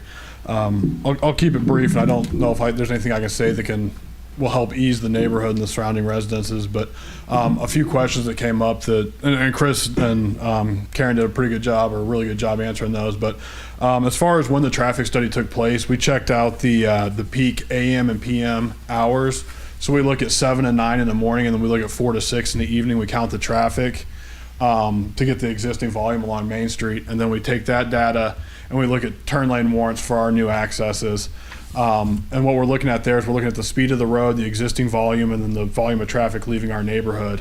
And there's published data on where those thresholds are. The faster the speed on the road, the lower the volume is required to have to put in a turn lane. But this neighborhood in this situation didn't warrant any new turn lanes. As far as the roadway extension, I think someone brought up, are we going to extend College and Benny Street into our subdivision? And that's the plan. Those two properties were extended to the north for future extension. That's the reason they're brought to the property line. Good practice is to extend roads in all cardinal directions so that you provide access to the neighbors, but you also allow for future development. So we will be connecting or proposing connection into College and Benny, as well as future connections to the northwest, and then tying into Main Street. As far as right-of-way for Main Street, I can't argue that Main Street's a very busy street. It's called Main Street for a reason. It used to be the center of the town, and it still is in a lot of ways. Ultimately, as far as improving that, our development's not going to make much difference from an improvement standpoint, but I can guarantee you that during the platting process, the City of Republic will take right-of-way from this developer for future expansion. They will also require this developer to put in sidewalk along Main Street, as well as in all internal roads within our development. So I know that there's not necessarily sidewalk to the north or the south, but we will be creating sidewalk across our development. It's like I said, it's just kind of a sidewalk to nowhere at this point, it sounds like, but we will be required to put in that sidewalk, or at least we have been on other developments in Republic. Stormwater, I think staff hit this one on the, nailed this point. Ultimately, the stormwater is going to go into the stormwater detention basin. We're required to discharge that water at an equal to or slower than rate than is existing, and we'll design an outlet control structure. It's actually going to be a quite large pond there to handle the whole 30 acres, and it will also and it will provide detention, but it'll also provide water quality. We'll have rates at which that allows the water to settle to take out the sediment before it goes on. So we will be addressing that. And then the sinkhole. I know there's some concern on the sinkhole. City of Republic recently passed new regulations that the 30 foot of common area, and then we'll have the lots, which is actually an additional 25 foot of rear yard setback. So we're going to be 55 feet from the sinkhole. I've been in touch with the county geologist. I think Chris knows this. He's been copied on those emails. We've offered to study that sinkhole. For all honesty, it's going to cut into our neighborhood, and the guy wants to put in more lots. The county geologist said us studying the sinkhole is not going to change anything. So they said basically there's no benefit in studying the sinkhole. Just do what the county says, do what the city says. The county's restrictions are actually a lot more beneficial to us if we were developing in the county. We'd only have to be 25 feet off, which would essentially be our rear yard setback, and we could put lots there. City of Republic allows us to be 30 feet off and then another additional 25 for our rear yard setback. So I don't see necessarily any issues with the sinkhole. So that's what I've got to add. If you guys got any questions, I'd be happy to answer them. The wastewater detention is in addition to what's already existing? The stormwater detention? I'm sorry. Yeah, the stormwater detention will be, right now we've got the way it's designed is everything's agricultural out there, which, is based off a curve number. Agricultural land's taking in a lot more water than an asphalt street is or a roof. You're talking quite a bit difference. So what we'll do is we'll design that detention basin to accommodate the difference in stormwater, and it'll be designed to hold the 100-year storm plus an extra foot of freeboard. So that's kind of the safety factor. We're designing to the 100-year storm with a foot of additional space in that detention basin. And it's like I said, it's a quite large basin because the neighborhood to the south drains north.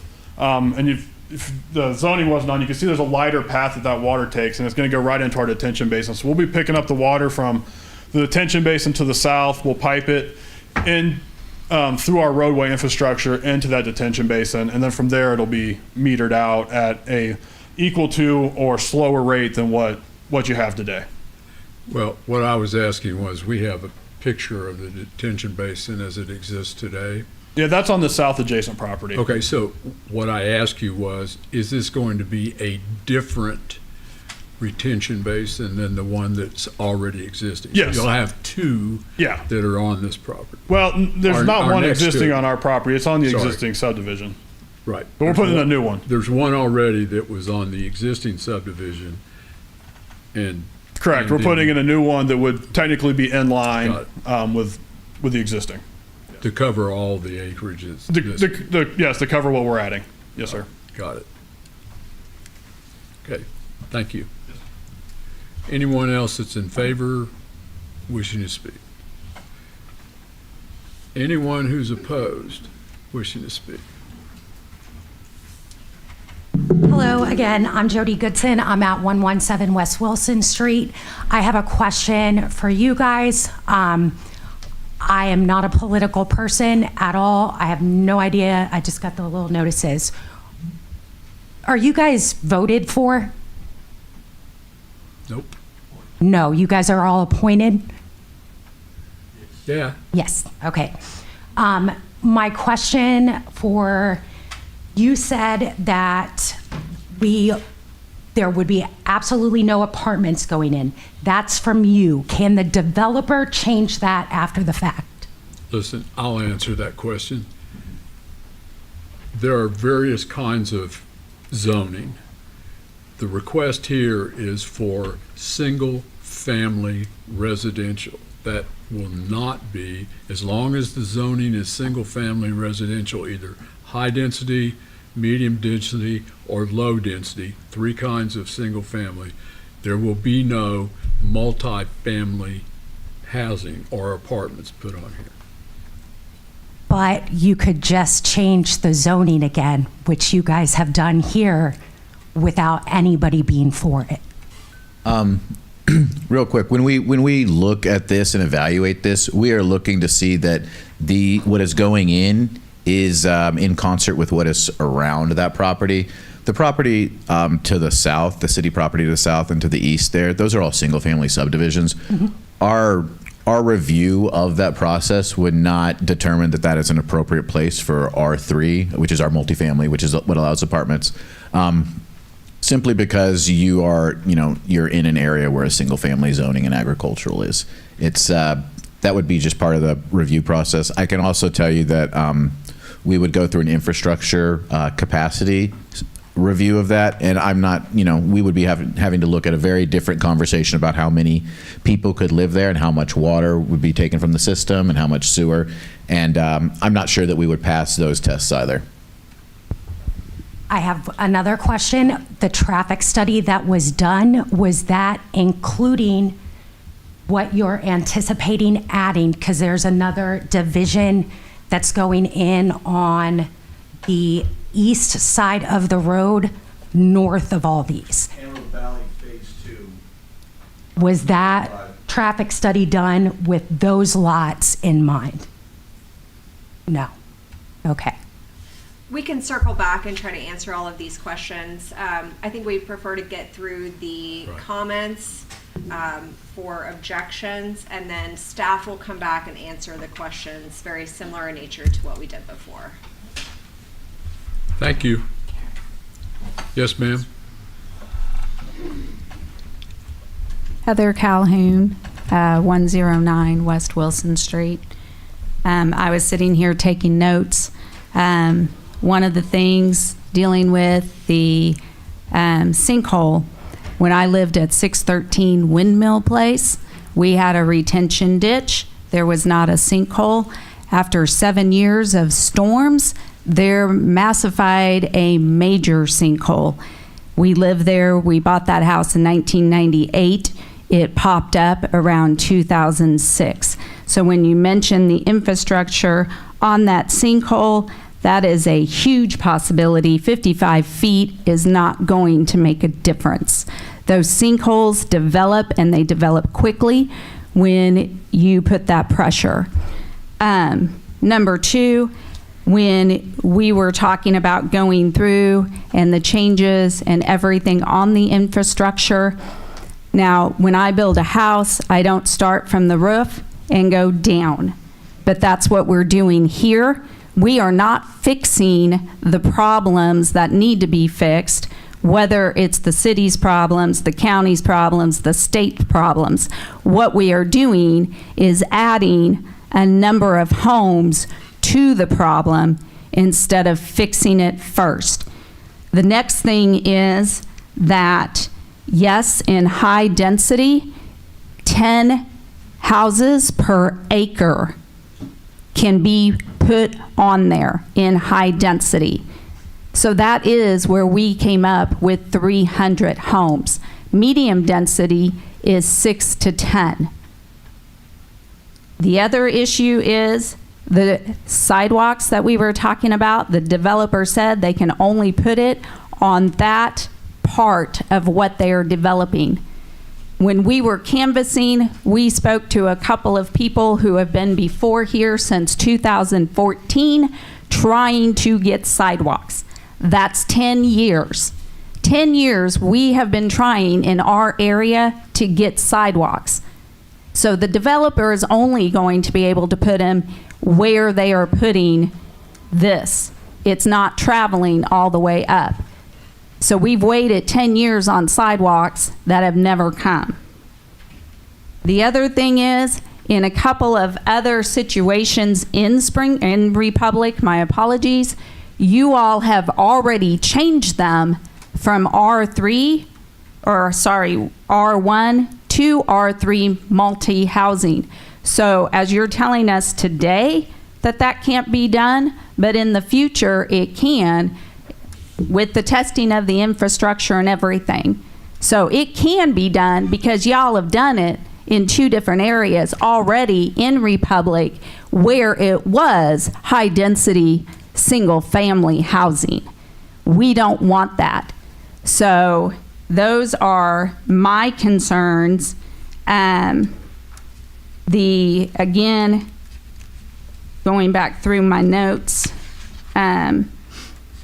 so those things. Oh, one other point, the 25 acres that you all put a notice on was at a dead-end street up to a gate that we had to walk all the way up because we thought it was a for sale sign. Now, you have the 5 acres posted on Highway 60, but the 25 acres is at a dead-end street at the end of College where nobody saw it. So that's not very, it might be in your proximity, but it definitely was not named public for the 122 homes that this affects in our 3 neighborhoods. You guys sent letters to 15 to 20 and put a sign at a dead-end street that only little kids go down. Thank you. Oh, no, one more thing. Sorry. Without proof and public opinion. Can you read that last sentence that you said, Mr. Tabor?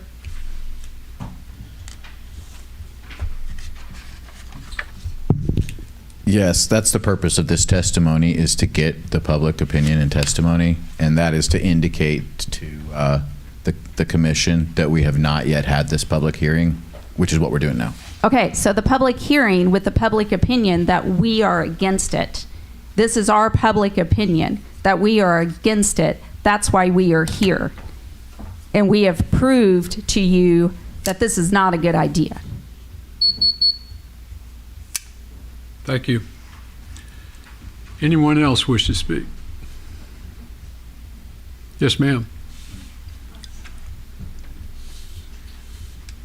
My name is Alan Shores. I'm at 105 West Wilson, and everything that she has said, everything that I said previously on the other notice, I'm going to stand behind again.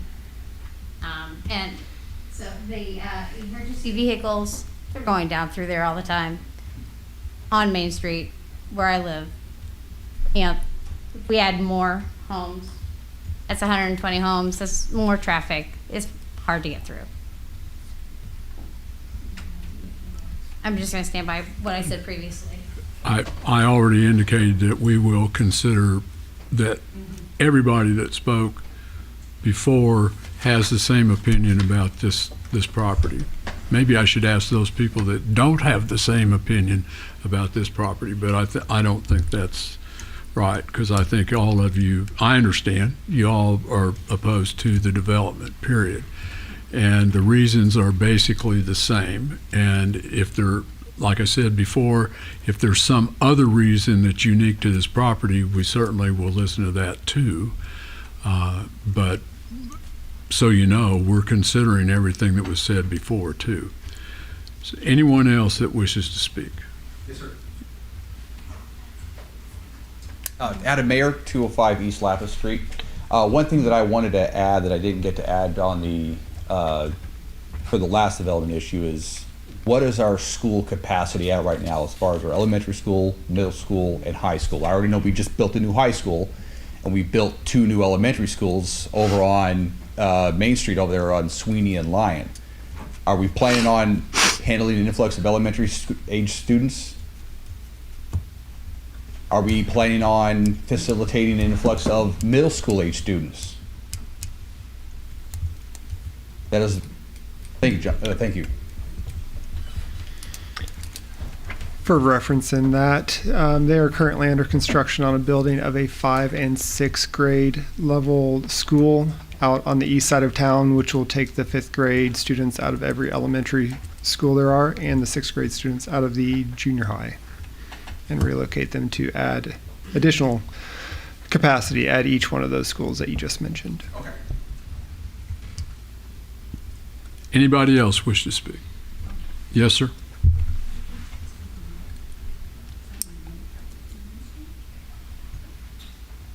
Can you see my name again?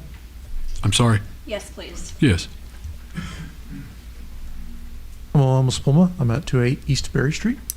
And I just have a basic question. This is an agricultural plot now. Has it been used for anything agricultural historically? Has it been actually in use at all? The zoned AG, Yes. it was outside the city, if I'm correct.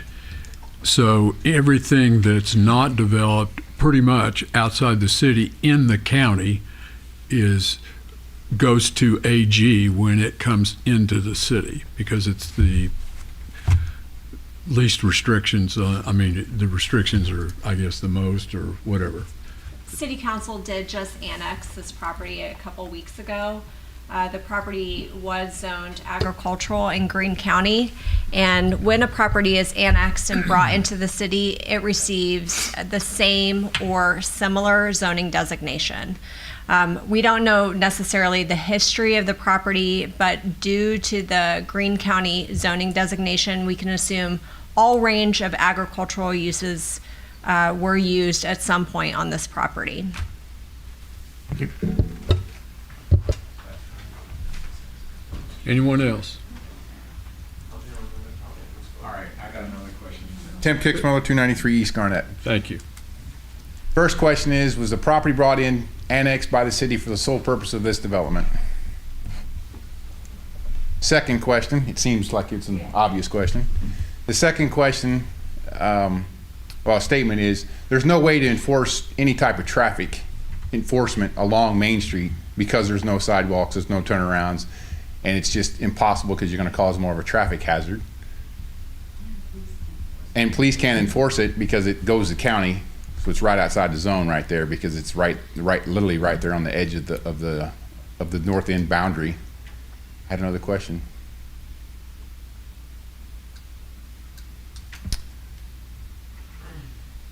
When is the other question and last question, and I'll sit down and shut up, and I appreciate your all's time, is when is the proposed earliest start date of construction of homes in this 30 acres proposed if this all passes?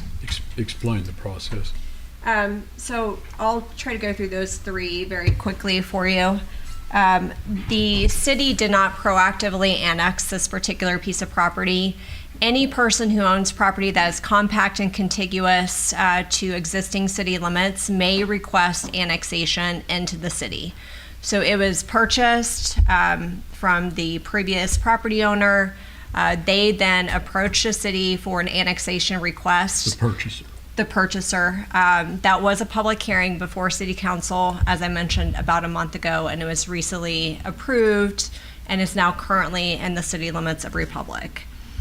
The development, the way the development happens from annexation to rezone, annexation request is reviewed by City Council.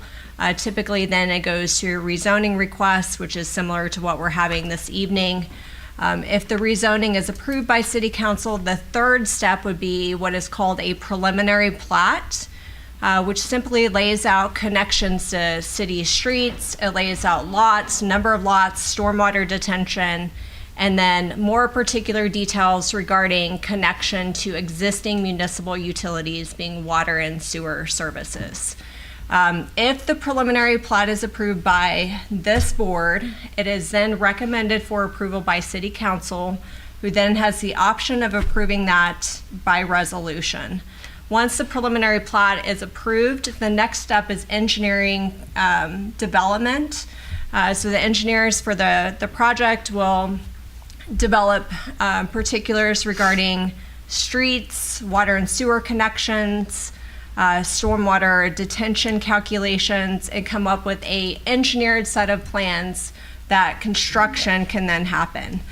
We would then issue a infrastructure construction permit for the development of the streets and the utilities. It then goes back before City Council for final approval via final plat, and then the individual lots are recorded and construction can start on individual lots for single family construction. Which takes out the process. The process is really dependent upon the particular developer.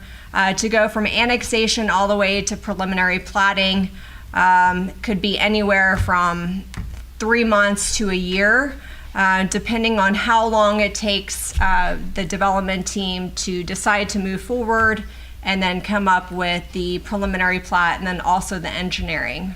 And that really just depends on the nature of the project itself and whether it has some complicated issues to work through on the engineering side. Nothing she said took into consideration the other things that are like financing and those issues that have to be in place for the person to even build the property or build it out. So we've had a number of times that we've even gotten preliminary plats put together and it never went anywhere. I'm not saying one way or another on this. I have no idea. But best case scenario is 3 months. Best case scenario, 3 months, 4 months. 3 months. For the process to play through.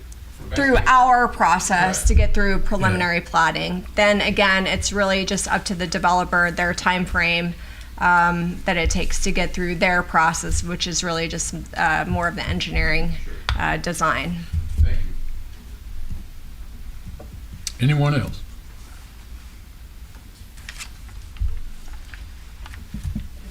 Thank you. We'll close it. Close the hearing. Chris, did you have anything to add? I just wanted to cover just a couple of things real quick. I had heard that someone mentioned that the high density was a rate of 10 per acre, I think was the number that they gave. That is not the City of Republic's high density single family zoning. I can't say whose zoning that is. Ours is 6.22 per acre. So, and that is just, if you take an acre and divide it by 7,000 square feet, that's the ratio that you get. So that assumes that there are no roads, no detention, no infrastructure is being put in.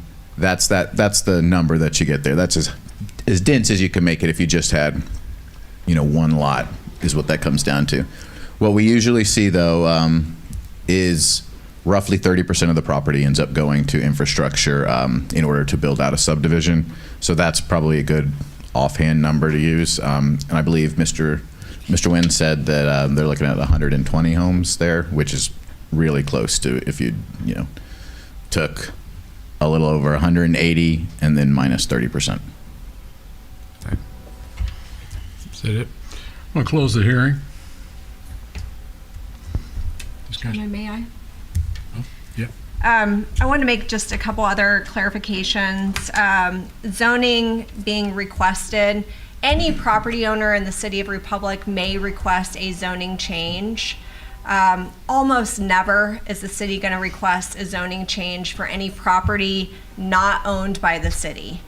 So we will not come to a property owner and say, you have a particular zoning designation currently, we want to change you.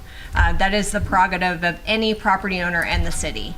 So if this were to go through and the property owner decided they wanted something else, they would have the same option to come back before this board for another public hearing and a different zoning designation.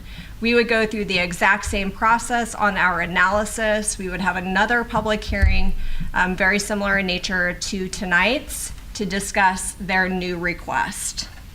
As far as the notification on the sign, for properties that abut a public street, we always put that public sign at the public street connection. This particular piece of property has no connection to Main Street. Its only public street connection is going to be the two through the neighborhoods, College being the one we put the actual sign to. Yeah, at the dead end, not even at the stop sign, you put it at the dead end. Correct. The sign is always put adjacent to the property to show that particular designation. And as far as school capacity, one of the things that the City of Republic does is we do work with the Republic school system. They do receive reports from our staff in regards to the number of subdivisions and capacities for future planning. So they have their own strategic plan And as far as growing the school systems, and they do use some of the data in part from the City of Republic regarding our own growth to use in their own strategic plan. They, of course, have a lot of acres that are actually outside of the City of Republic, but they still do have a number of acres that are in the City of Republic, and we do provide that data for them.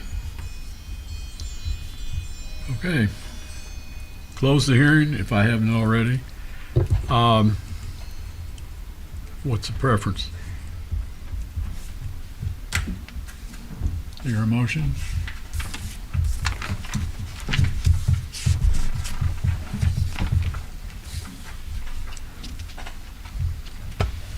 Don't everybody speak at once. Motion to vote on the recommendation to approve rezone 24-005. Thank you. I have a motion. Do I hear a second? Second. A motion and second, vote to recommend the approval of an application to change the zoning classification of approximately 25 acres from agricultural AG to high-density, single-family residential R1H. Call the roll, please. Commissioner Ellis. Aye. Commissioner Hyder. Aye. Commissioner DeBrava. Aye. Commissioner Mann. Aye. Commissioner Bridges. Aye. All right. So when you stated without proof or public opinion, you have all this. Ma'am. Ma'am, you're out of No, I'm order. done. I'm definitely done. Okay, good. Well, thank you. We are Americans, we have the right to make this the public hearing, and You don't have the right to come in and tell us that we're some way involved in this process. We're not. None of us have an interest, a direct interest in I'm not saying this. that you all have an interest in it. I am saying that this was a public Well, hearing and that's we not what I brought heard. The public hearing is done. I would definitely encourage Yep. you to come speak to City Council, but we can't discuss this issue. You said I- that we could come, but that they would probably not hear us. They have the option or the discretion of allowing additional comment. Tonight's hearing was the public hearing. But again, I would encourage you to come and ask to address City Council. But this hearing is done and we're moving on to the next scheduled item. Thank you. Okay.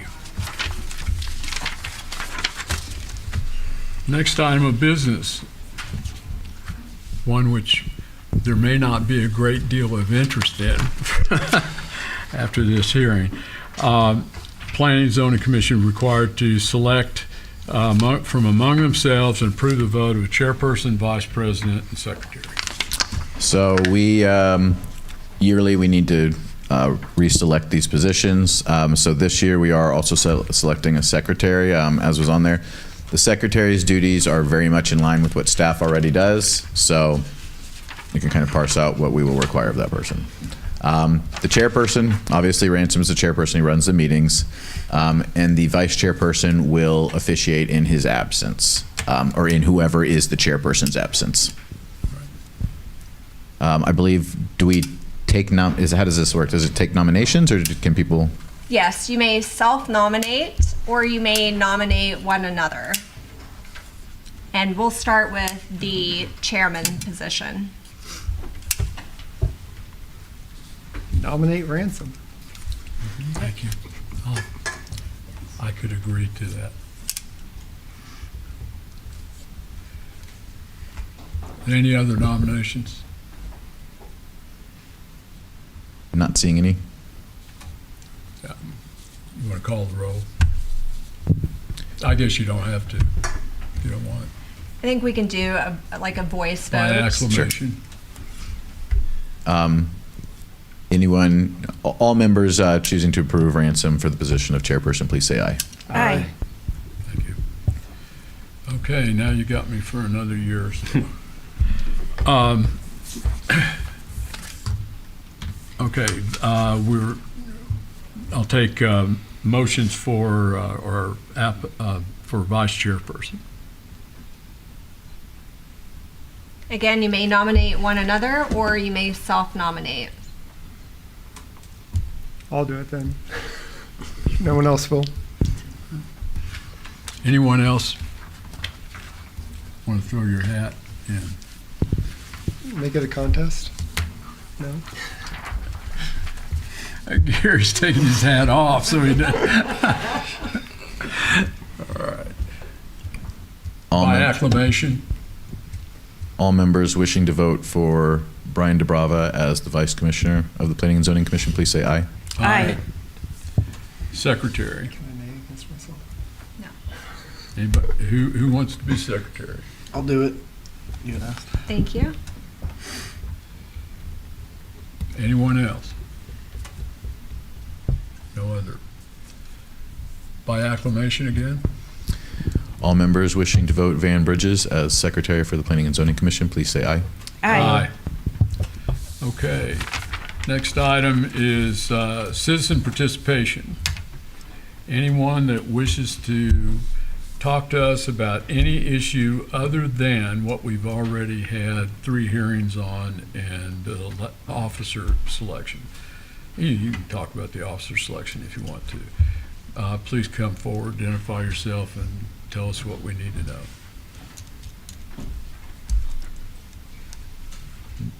Have no interest. Sure, sure. So, April Swanson, and I live in Republic, and I think I would like to see the city of Republic consider our aging population more. And in our planning and zoning, there's no rules that we have to have accessible houses or anything like that if it's not public property.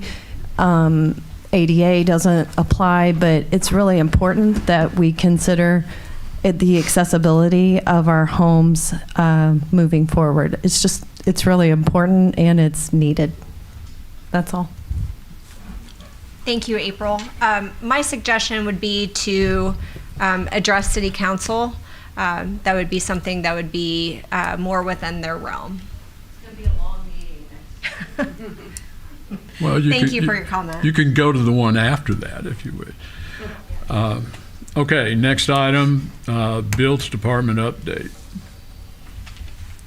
We have no update this evening. Okay, and is that it? That's it, isn't it? We do have Planning and Zoning 101 with Patrick this Oh, I'm evening. sorry. I thought that was a part of that.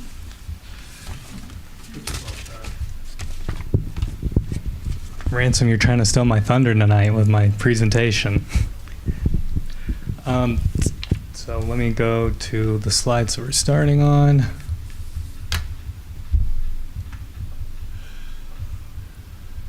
So today's topic is a general overview of the city plans and master planning that the city has adopted. So generally, these are long-range plans that the city already has.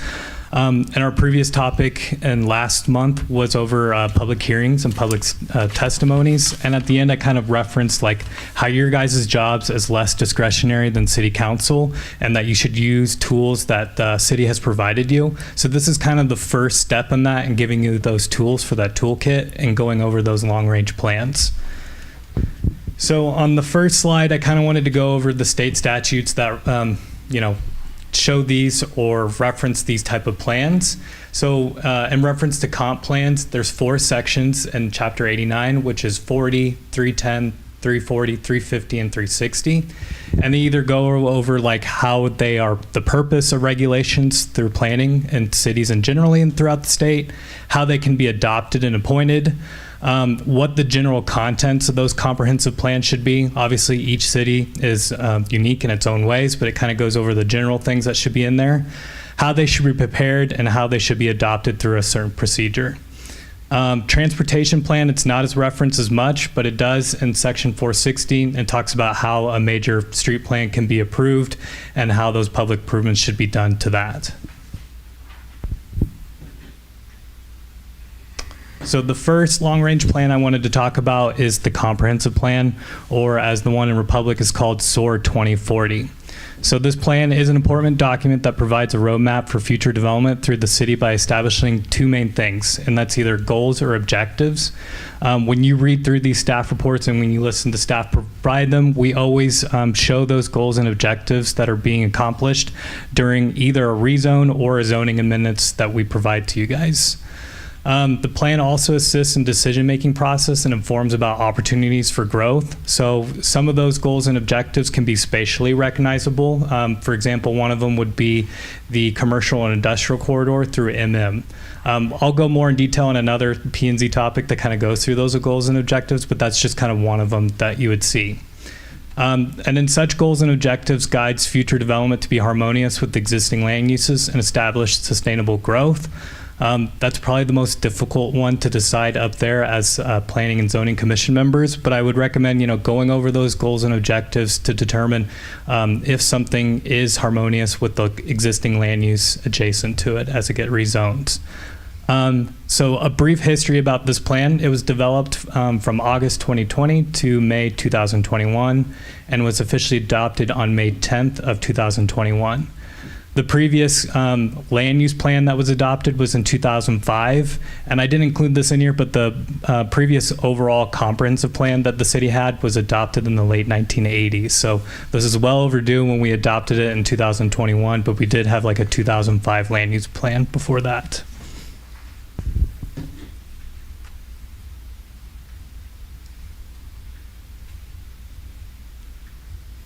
Next slide, please.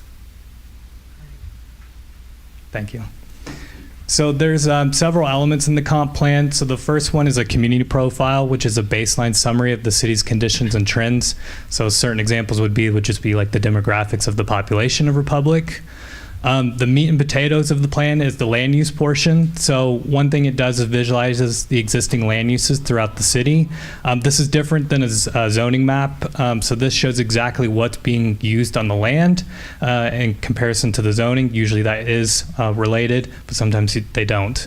It also outlines the goals and objectives, which I stated in the previous slide, and it also provides implementation strategies, which outlines who is responsible for those. Sometimes it's city staff, other times it's the elected body officials, and even calls out for like developers and community members to ensure that those strategies are implemented. Other additional elements is the future major thoroughfare map, which was adopted at the same time. And this provides an outlook of future public street improvements classified as collectors or higher. So this ensures at the time of development that city staff make sure that we get enough right-of-way for larger streets that are either collectors, arterials, to make sure that our transportation system functions correctly with the adjacent land uses. And then the last element that you'll see in these comp plans is market studies. So this was either created by city staff or consultants, and it related to residential, commercial, and industrial studies. And this kind of helped provide insight on making decisions on those goals and objectives that you see in the comp plan. The next long-range plan I wanted to talk about is the transportation one. One of the main purposes of this plan is to ensure the interrelationship between the transportation system and land uses are functional and compatible. Like I talked about with the future thoroughfare map, this makes sure that we get enough right-of-way, even for local streets, and determines those dimensions and making sure certain public improvements are made. In general, this is a long-range plan, but it does aid in the day-to-day decisions on two major transportation catalysts, which I already talked about through future developments. Also, there are city ones through capital improvement projects that are funded through that nature as well. But this plan helps, plan for both of those types of improvements. So a brief history on this one is it was originally adopted in June 28, 2004, and then it was updated and adopted on March 27, 2006. So this plan is a little bit older, but we do have the more recent future thoroughfare map, and we use those collaboratively to make decisions for future developments and capital improvement projects. And then the last long-range plans I wanted to talk about is related to infrastructure. So the city created and adopted two plans related to water and wastewater, which are the two ones that we maintain. these are probably the most dense and technical documents of the plans that we have. So we definitely don't expect you to review these and kind of understand them. But we have provided like summaries of these. So I would recommend going over those, and it can kind of give you what those infrastructures and how they are at the time of the adoption of these documents. So they help provide a clear and precise approach to building and maintaining these utilities by, one, making sure they're compliant with the federal through EPA's guidelines, the states through DNR or Department of Natural Resources, and our own specs with the city. And then also second is to facilitate growth similar to what our transportation plan does. And both of these plans were adopted on May 19th, 2020, so around the same time, just before the comp plan was adopted. So that's kind of a general overview of those long-range plans. We'll have further P&Z 101s that go in more detail about those. One other thing I wanted to mention is that city staff compiled a list for you guys that you can use as links that go over, that are super informative for you guys to review and you can look over before meetings. And we'll provide that to you via email. But there's 5 sections that they kind of go over. One is about the municipal code, and we've linked the land use chapter and even specific sections related to like zoning or special use permits, so you can quickly get to those. We also linked one to the Missouri State Statute to Chapter 89, Zoning and Planning. The other section is the adopted city plans, which provides you the links to all these plans that I mentioned tonight so that you can look at those. So if you're interested. The other section is for regional planning agencies, which city collaborates with and helped us adopt some of these plans as well. The first one is OTO, which is the Ozark Transportation Organization, and they're the local metropolitan planning organization for the region. And SIMCOG, who is the local regional planning commission, who helped with the SOAR 2040. And then other useful links that we have provided that thought would be helpful for you guys is related to our GIS mapping page, which includes like the community map, zoning map, and even like the P&Z tracker. So you know that when people are informed on what's going, because we have QR codes for some of those signs that they can link to. With all that said though, that's kind of it for topic 4. The next topic is about the duties related to zoning and planned development districts. Do you guys have any questions about topic 4? No. Okay.